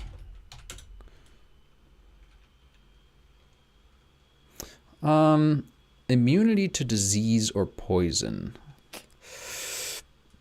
Maybe. I always thought that was a little bit of a broken thing in D&D, but might not be in this game.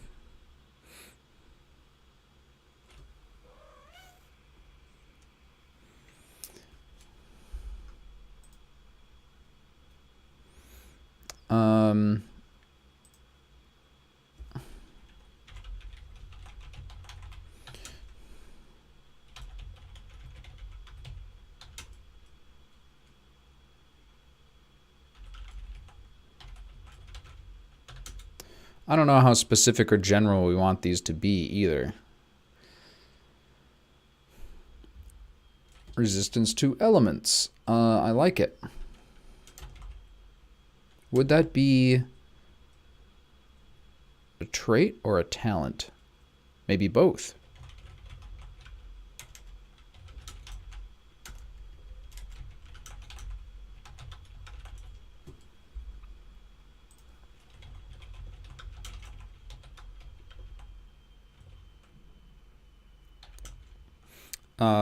Sticky fingers, so there's a lot of things that sticky fingers can mean. Do you mean good at stealing things, or do you mean don't drop things when you catch them?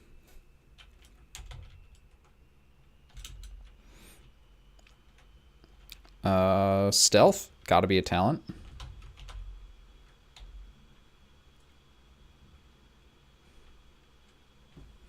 Let's go with some flaws. Let's go with first getting rid of the senses. Blind, deaf, cannot speak.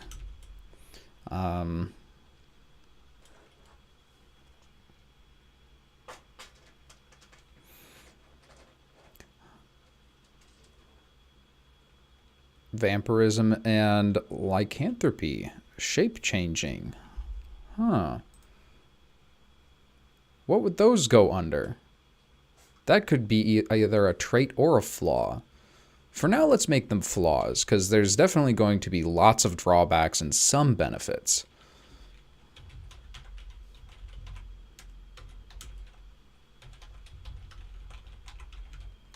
And shape changing would definitely be a trait. If it's just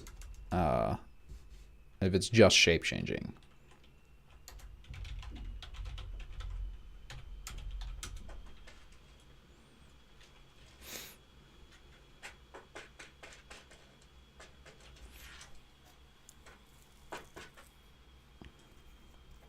So you could be pick your two flaws, vampirism and lycanthropy. So you are a werewolf vampire. Best of both worlds, worst of both worlds.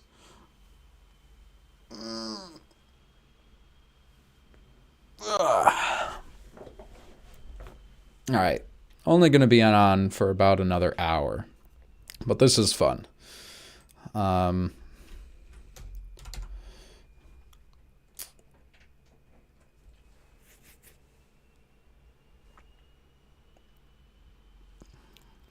Night vision, ultraviolet vision. This is just brainstorming right now. We can actually say what they're going to be mechanically later. Let's see. One of the learned talents would be...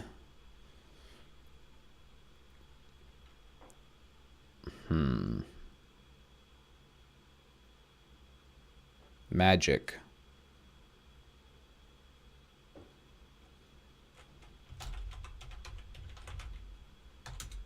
Prophetic.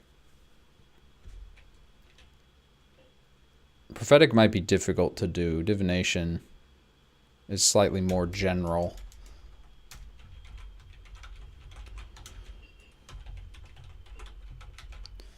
Yeah, so all the magic should, I think, be in talents. And resistant to magic in traits. Let's have it like that. Necromancy.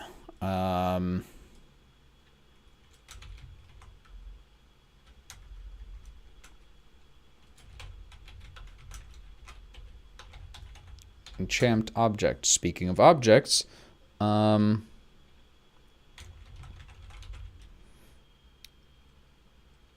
crafting. Metal, wood, stone.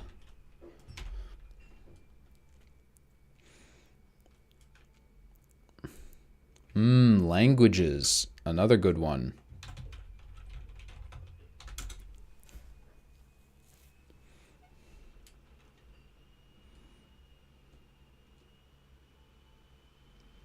Let's see. Let's do some more flaws. I'm kind of sparse on those at the moment. Blind, deaf, cannot speak. I can't swim.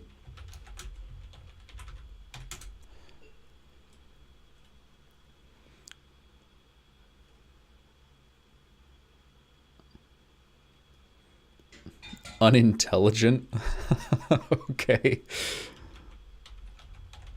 Yeah, that is one of my favorite flaws to roleplay, for sure. Ugly. What else is good to roleplay? Clumsy. Physically weak.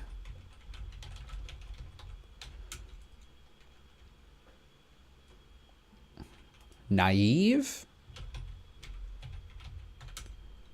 I don't know if that's how you spell it. This application doesn't have autocorrect for some reason. Insane. I like that one. I'm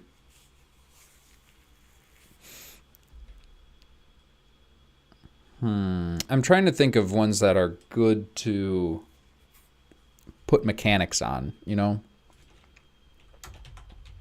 Greed, maybe. Illiterate.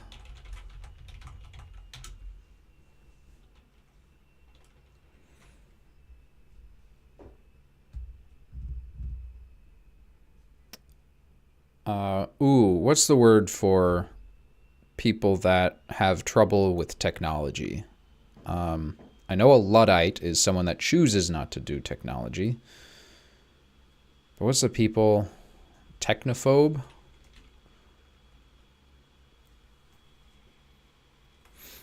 Prejudice?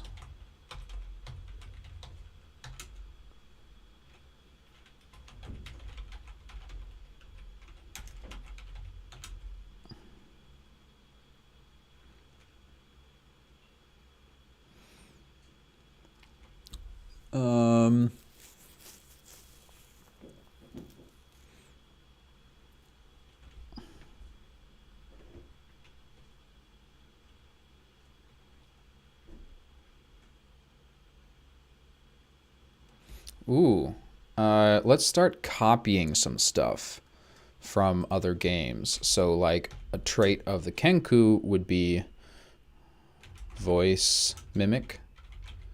What other racial traits have we got?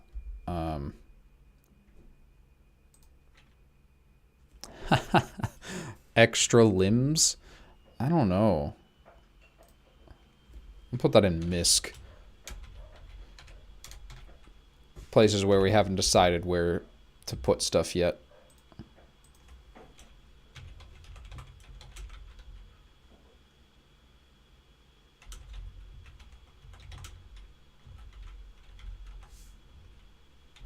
Ooh, flaw amputee.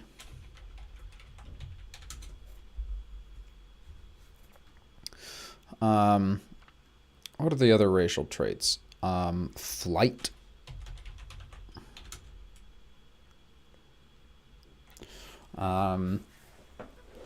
Let's see.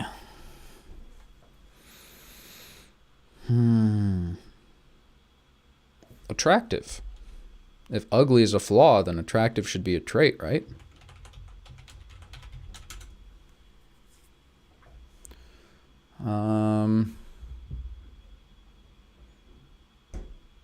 Mold earth. That's definitely magic. I do want to stay away from those for now. Because we haven't built out any actual magic system. So I don't know what being able to mold earth or shape water would look like if it was just a physical trait and not magical. Like, would you have shovels for hands? I mean, it's entirely possible. But I'll put those in magic when we do get around to building those, because I'm definitely going to stream another one of these to, like, building out the magic system will definitely, like, be its entirely own thing. We got breathe water in here yet? We do not. Oh yes, we do. Gills. I'll just put breathe water.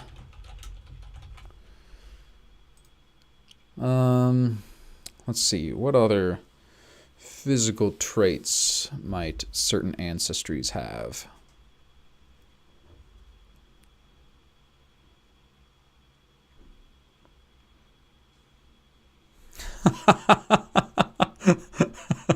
Edward Shovelhands.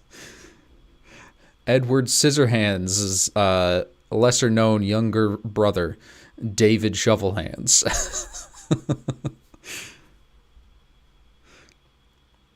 Survive in space. Ooh, don't need to breathe.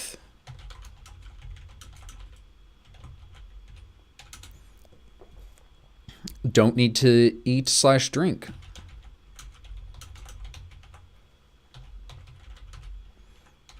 Classic, all the undead stuff, or the machine stuff.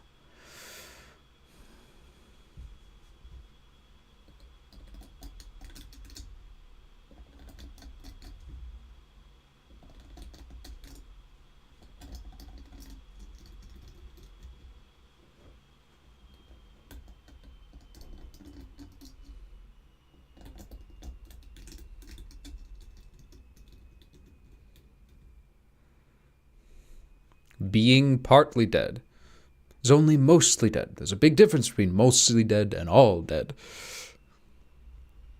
I don't know what mechanics would go with being partly dead, though.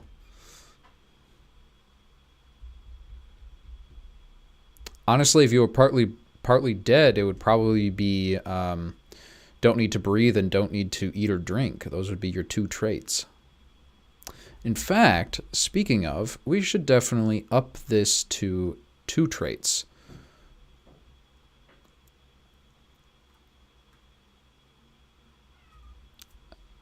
Let's see. Classes, characters, races. No classes.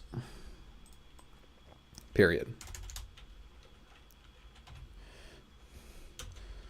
Choose 2 traits and 2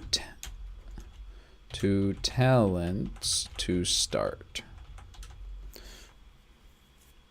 Level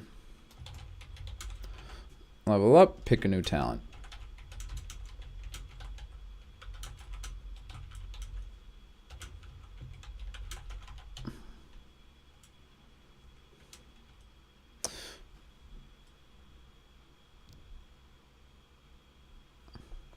Might increase that to 2 things.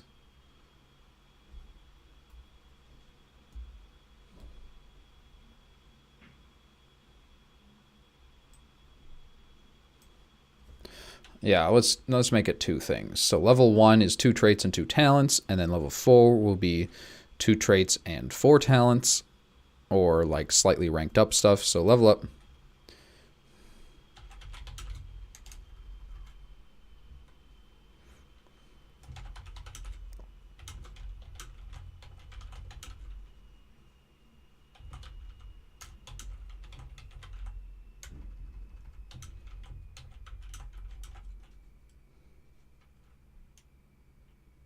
I don't know how to word this.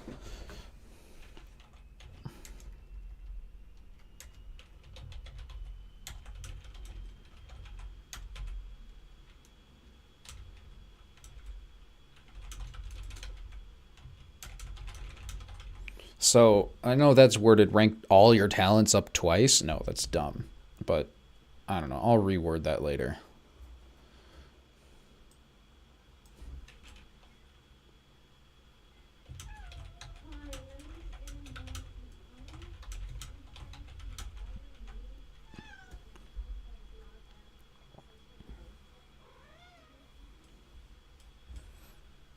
Hugo's very explory today. He's never willingly hopped onto this desk before, ever since I put it in. Hopefully he'll explore behind me a bit so you guys can get a little bit of Hugo content, like in every single one of my videos. Yeah, you gain, okay, level up. You gain 2 points to pick a talent or rank up a talent.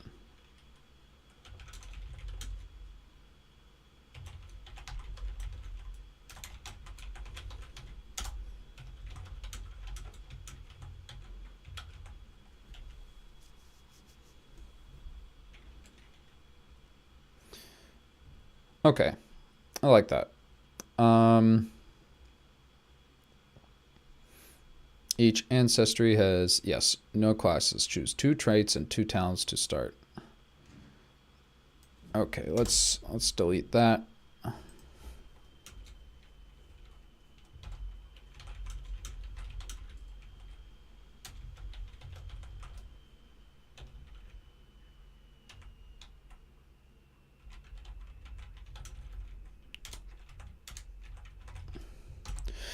And 2 talents to start. And then when you level up, you gain 2 points to pick / rank up a talent.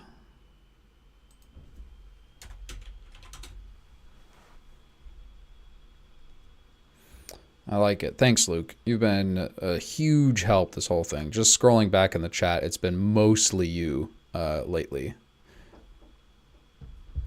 Hugo, you having fun messing with my stream?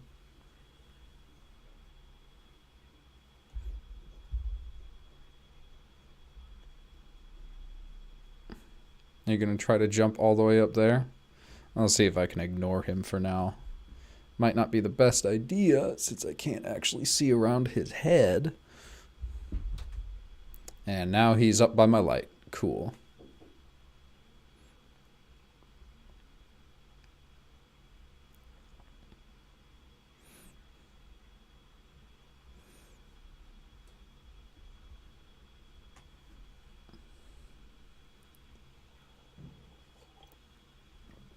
Nope, I cannot ignore him. I'm gonna have to make a spot for him to land when he decides he wants down.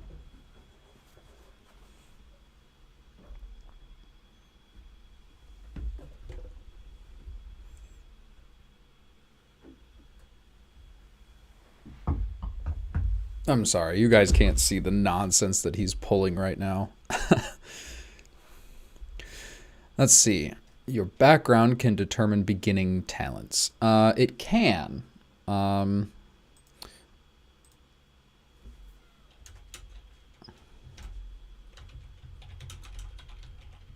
Based on your character's background / backstory.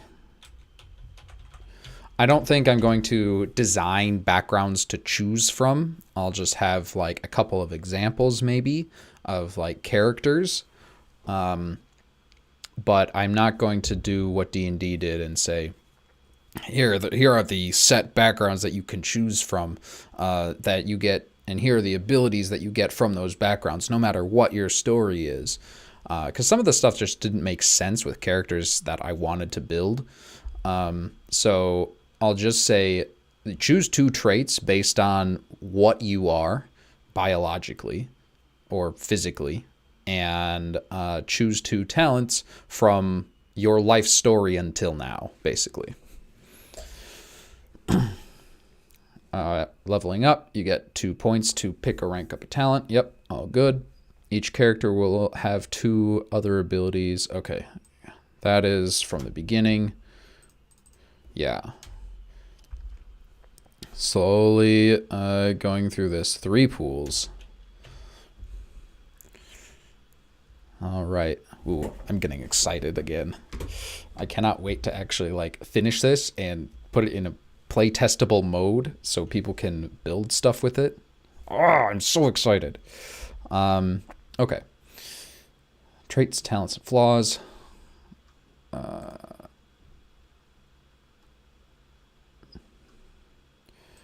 Let's put this as a character creation. Traits, talents, and flaws. Yeah.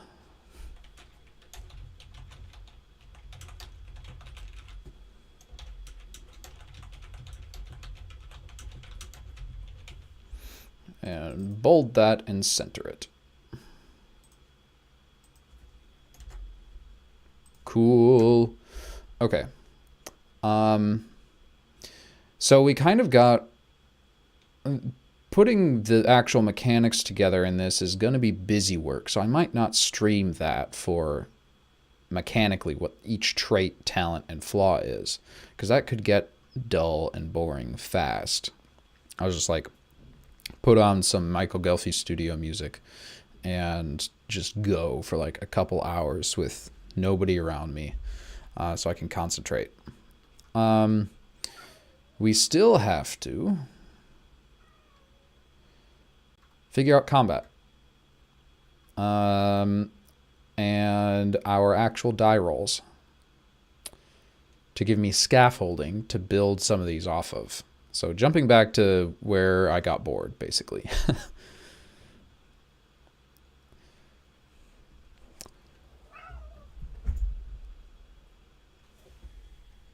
Oh, he's back.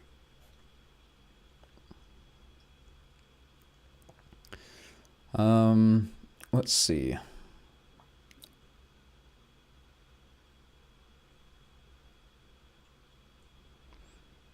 So just to run down it again, the number of dice is determined, the number of dice you roll is determined by the effort you expend in the check and can be affected by certain flaws.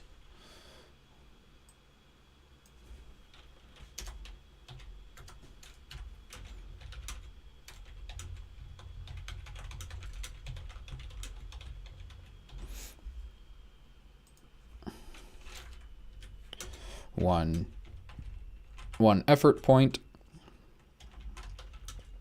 equals 1 extra die.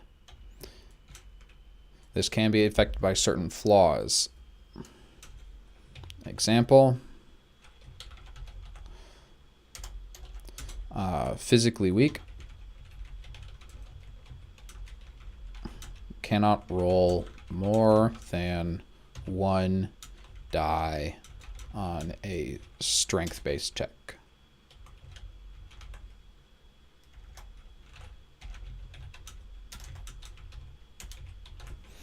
Let's bold these so I can actually see what's going on. All right, now what dice are rolled? D4 to D12. Bold that as well. Instead of making combat something distinct, you can break everything down into kinds of actions and then simplify it all by using the same dice system to resolve trying those actions. Yes, that is exactly what I'm going for. I want actions in combat to be done the same way as actions out of combat are done. The only difference would be like, here we're taking turns or something like that. Like it would be the speed at which these actions are done. Maybe there would be certain limits on what you can do in an action scene or combat scene. In fact, I'm going to change it to action scene instead of combat.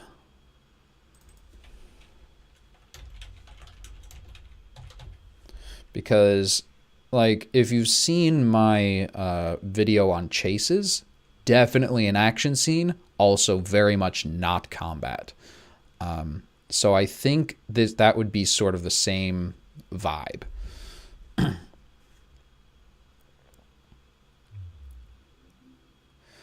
Let's see.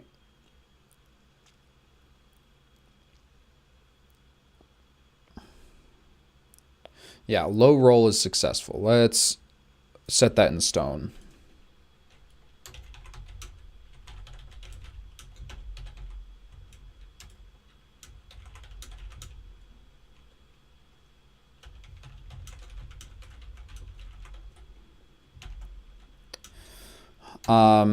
I also want the... I gotta write down this note before I tell you, so I don't forget it. Initiative... level up process. We mentioned it once, and we sort of said maybe milestones.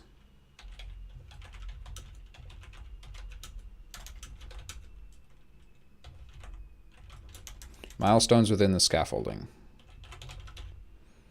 Or failing to level up. Like, so if you get a 12, when you roll a D12 and you roll a 12, you level up right then and there, or you get experience points towards leveling up. I know Monster of the Week does it, and it's a game I want to play but haven't yet.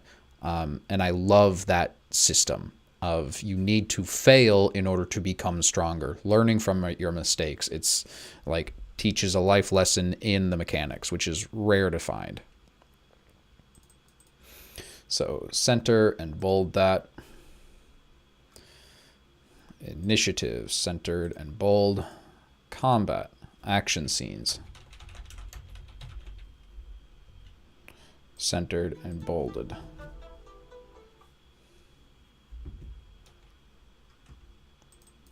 And bolded, I said. Effort pool. Oh, target number, X or lower, bold. I knew I was missing something.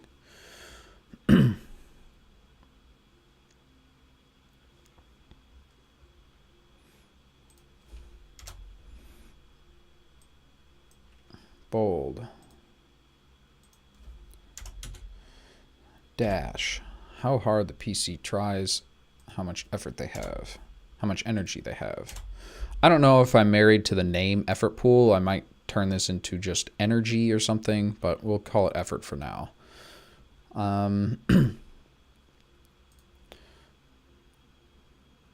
Resting increases effort, adding dice decreases it. 2 rolls.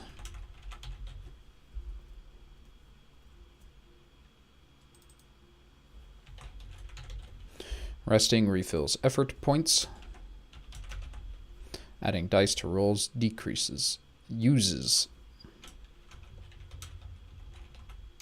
for effort points.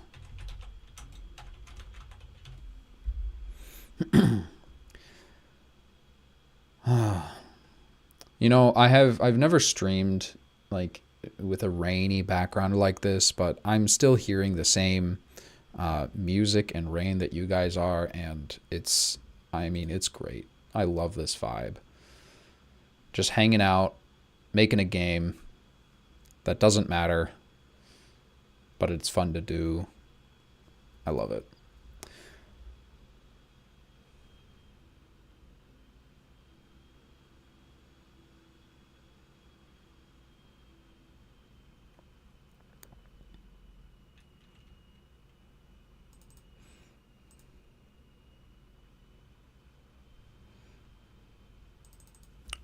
Delete that.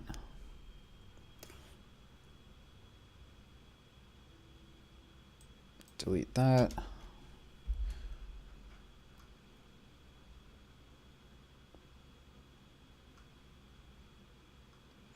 Let's explicitly state what checks are going to do.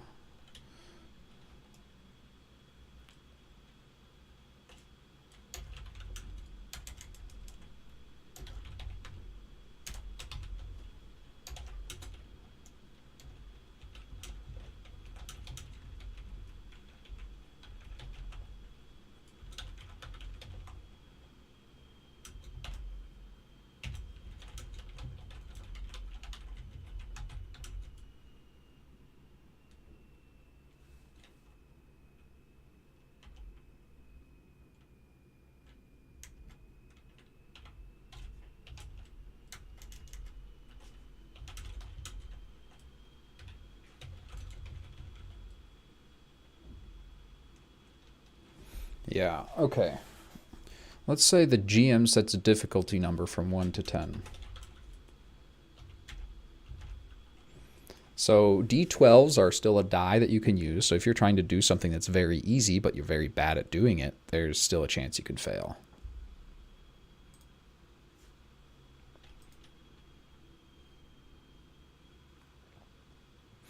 And you need to roll a 1 means it's basically impossible.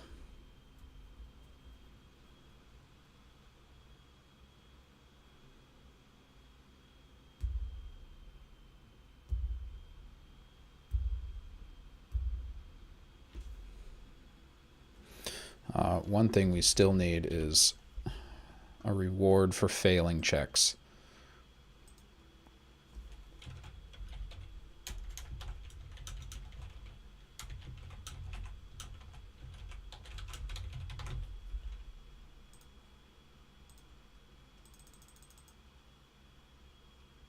Need a reward for failing checks badly.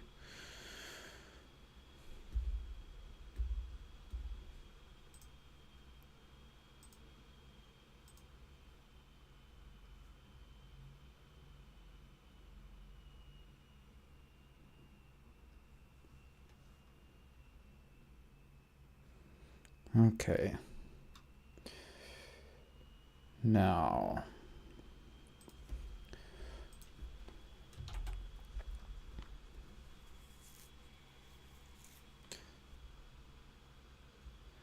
so I like this system that we've built so far, mostly because, 2 fails restores an effort point.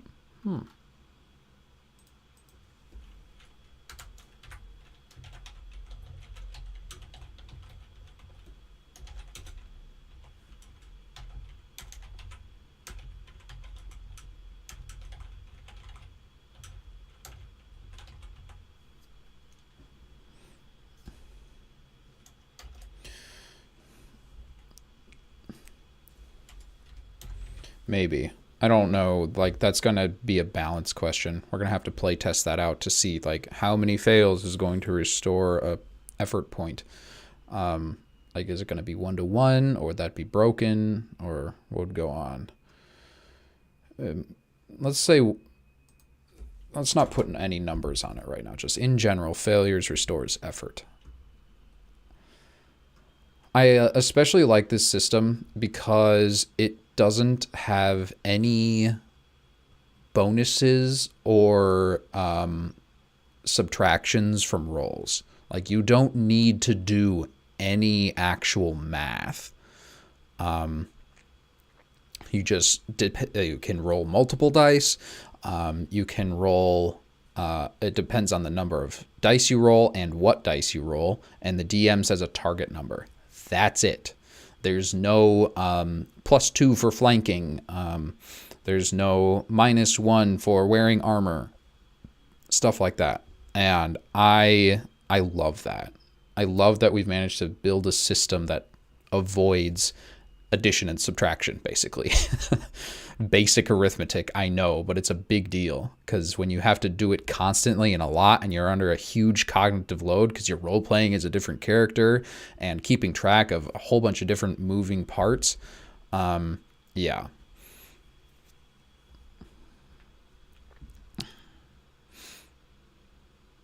This might end up being more complicated than just simple addition and subtraction, but we will have to see when this is play tested. We just might make it a medium, D8, and do pluses and minuses instead of actually like having to worry about what die is rolled. That might be the more complicated thing.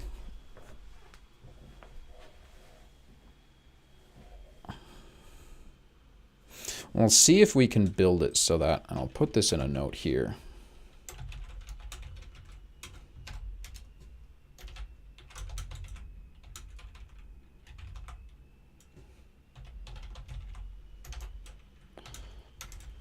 Don't say one die higher or lower anywhere. Just give an actual die.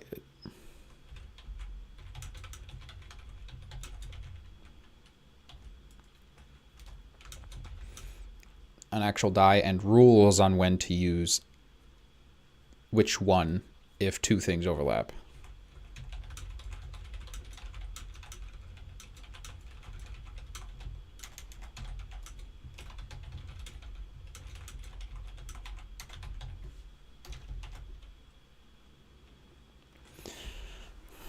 We'll have to build it carefully to avoid doing that, so you don't actually have to figure out which die is the lower than the D8 that it says to roll.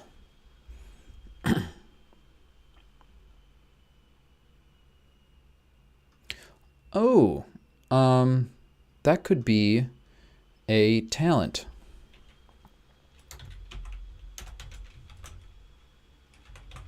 Combat training.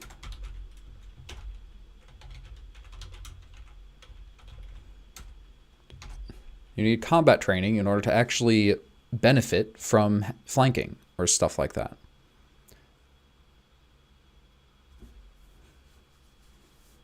Yes, that is definitely the truth. The GMs will be able to tell what die is being rolled. Like, they can overrule the rules whenever they want.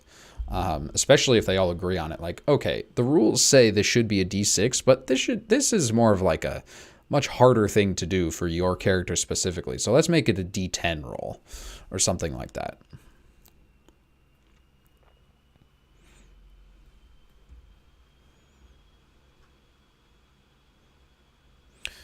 All right, let's start destroying some of this stuff. And I think I am going to end the stream in a sec once we take a bigger look at the bigger picture. Maybe do some quick organizations. So yes, there is overlap, we decided. But magic resistance is a trait, not a talent. Gain talent by taking an extra flaw. We will keep that on there for a note. Some examples. Amputee, can't speak, cripple, deaf. I think we got all of those. Wait, actually, flaws, cripple. There. Now we've got all of them. Ooh, 2 flaws at character creation.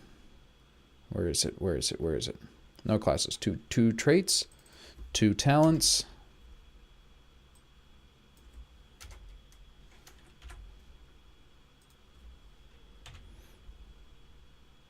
I'll delete these to make this easier to read.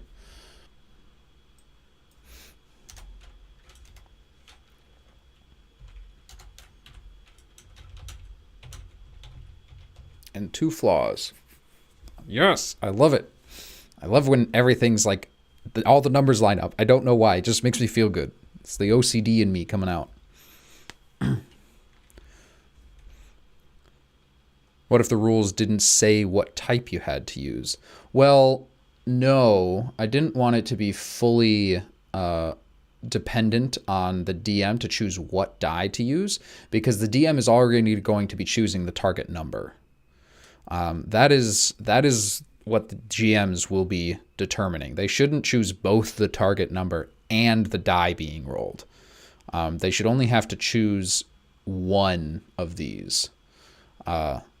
So the number of dice and the dice being rolled are determined by the character, exactly what they're attempting and what abilities their character has that affect it. If that makes sense. Let me know if it doesn't.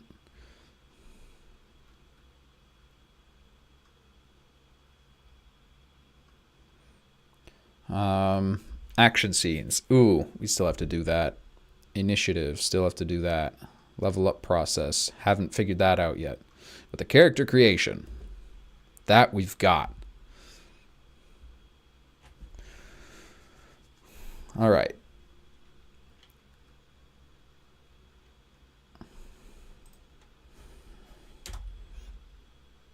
Traits, bold that. Talents, bold that. Flaws, bold that, and actually put a description.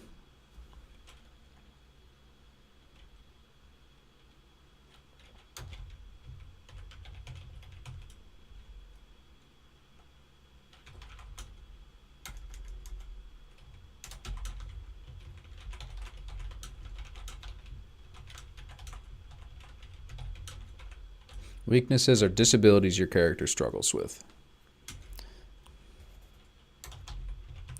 Flaws can only be removed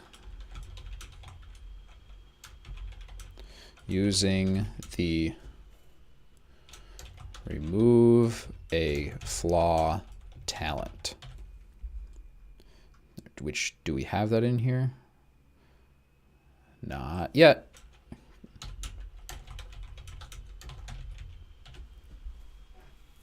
Okay, amazing.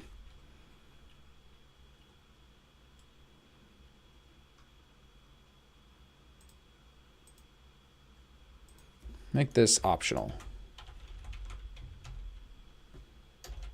Gain a talent by taking an extra flaw.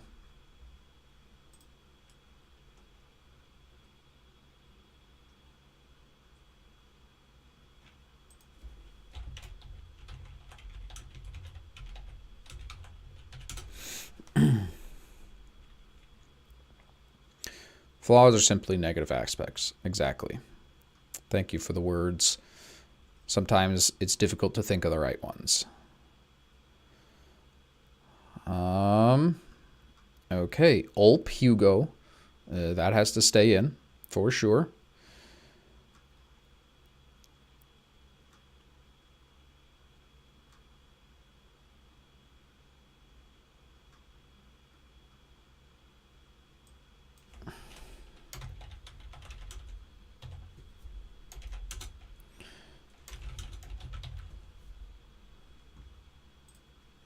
Section 1, story scaffolding.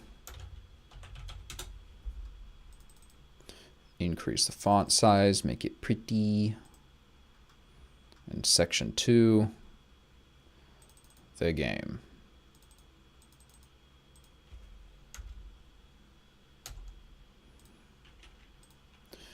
Centered, increase font size. Not that much, just that much.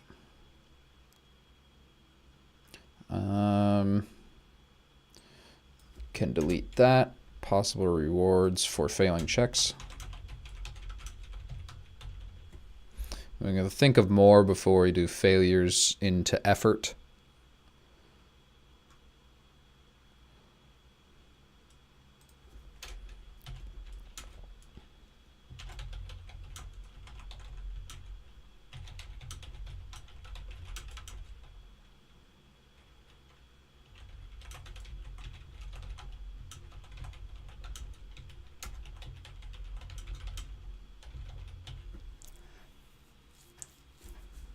Player rolls dice to determine if they succeed or fail.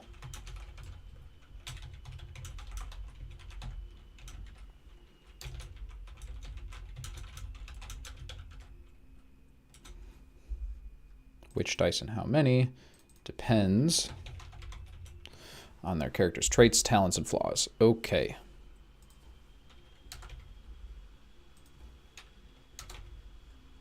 Ba-da-da. Let's number that just for funsies. All right. And I think we're pretty much done with what I wanted to get done today. Got a bunch of stuff to delete still. A bunch of ideas to go through. Got to look up the Everyone is John RPG. Have to fully write out this elevator pitch, which I will bold and increase the font size of. And of course, this name for this game is D13 right now, but that is not what it's going to stay as. Thank you everyone so much for joining, whether you stuck around for the whole time or you had to drop out or you jumped in halfway through. I loved working on this, and this will definitely happen again, so keep an eye on my channel. And in the meantime, remember that everything is going to be okay. See you in the next one, everyone.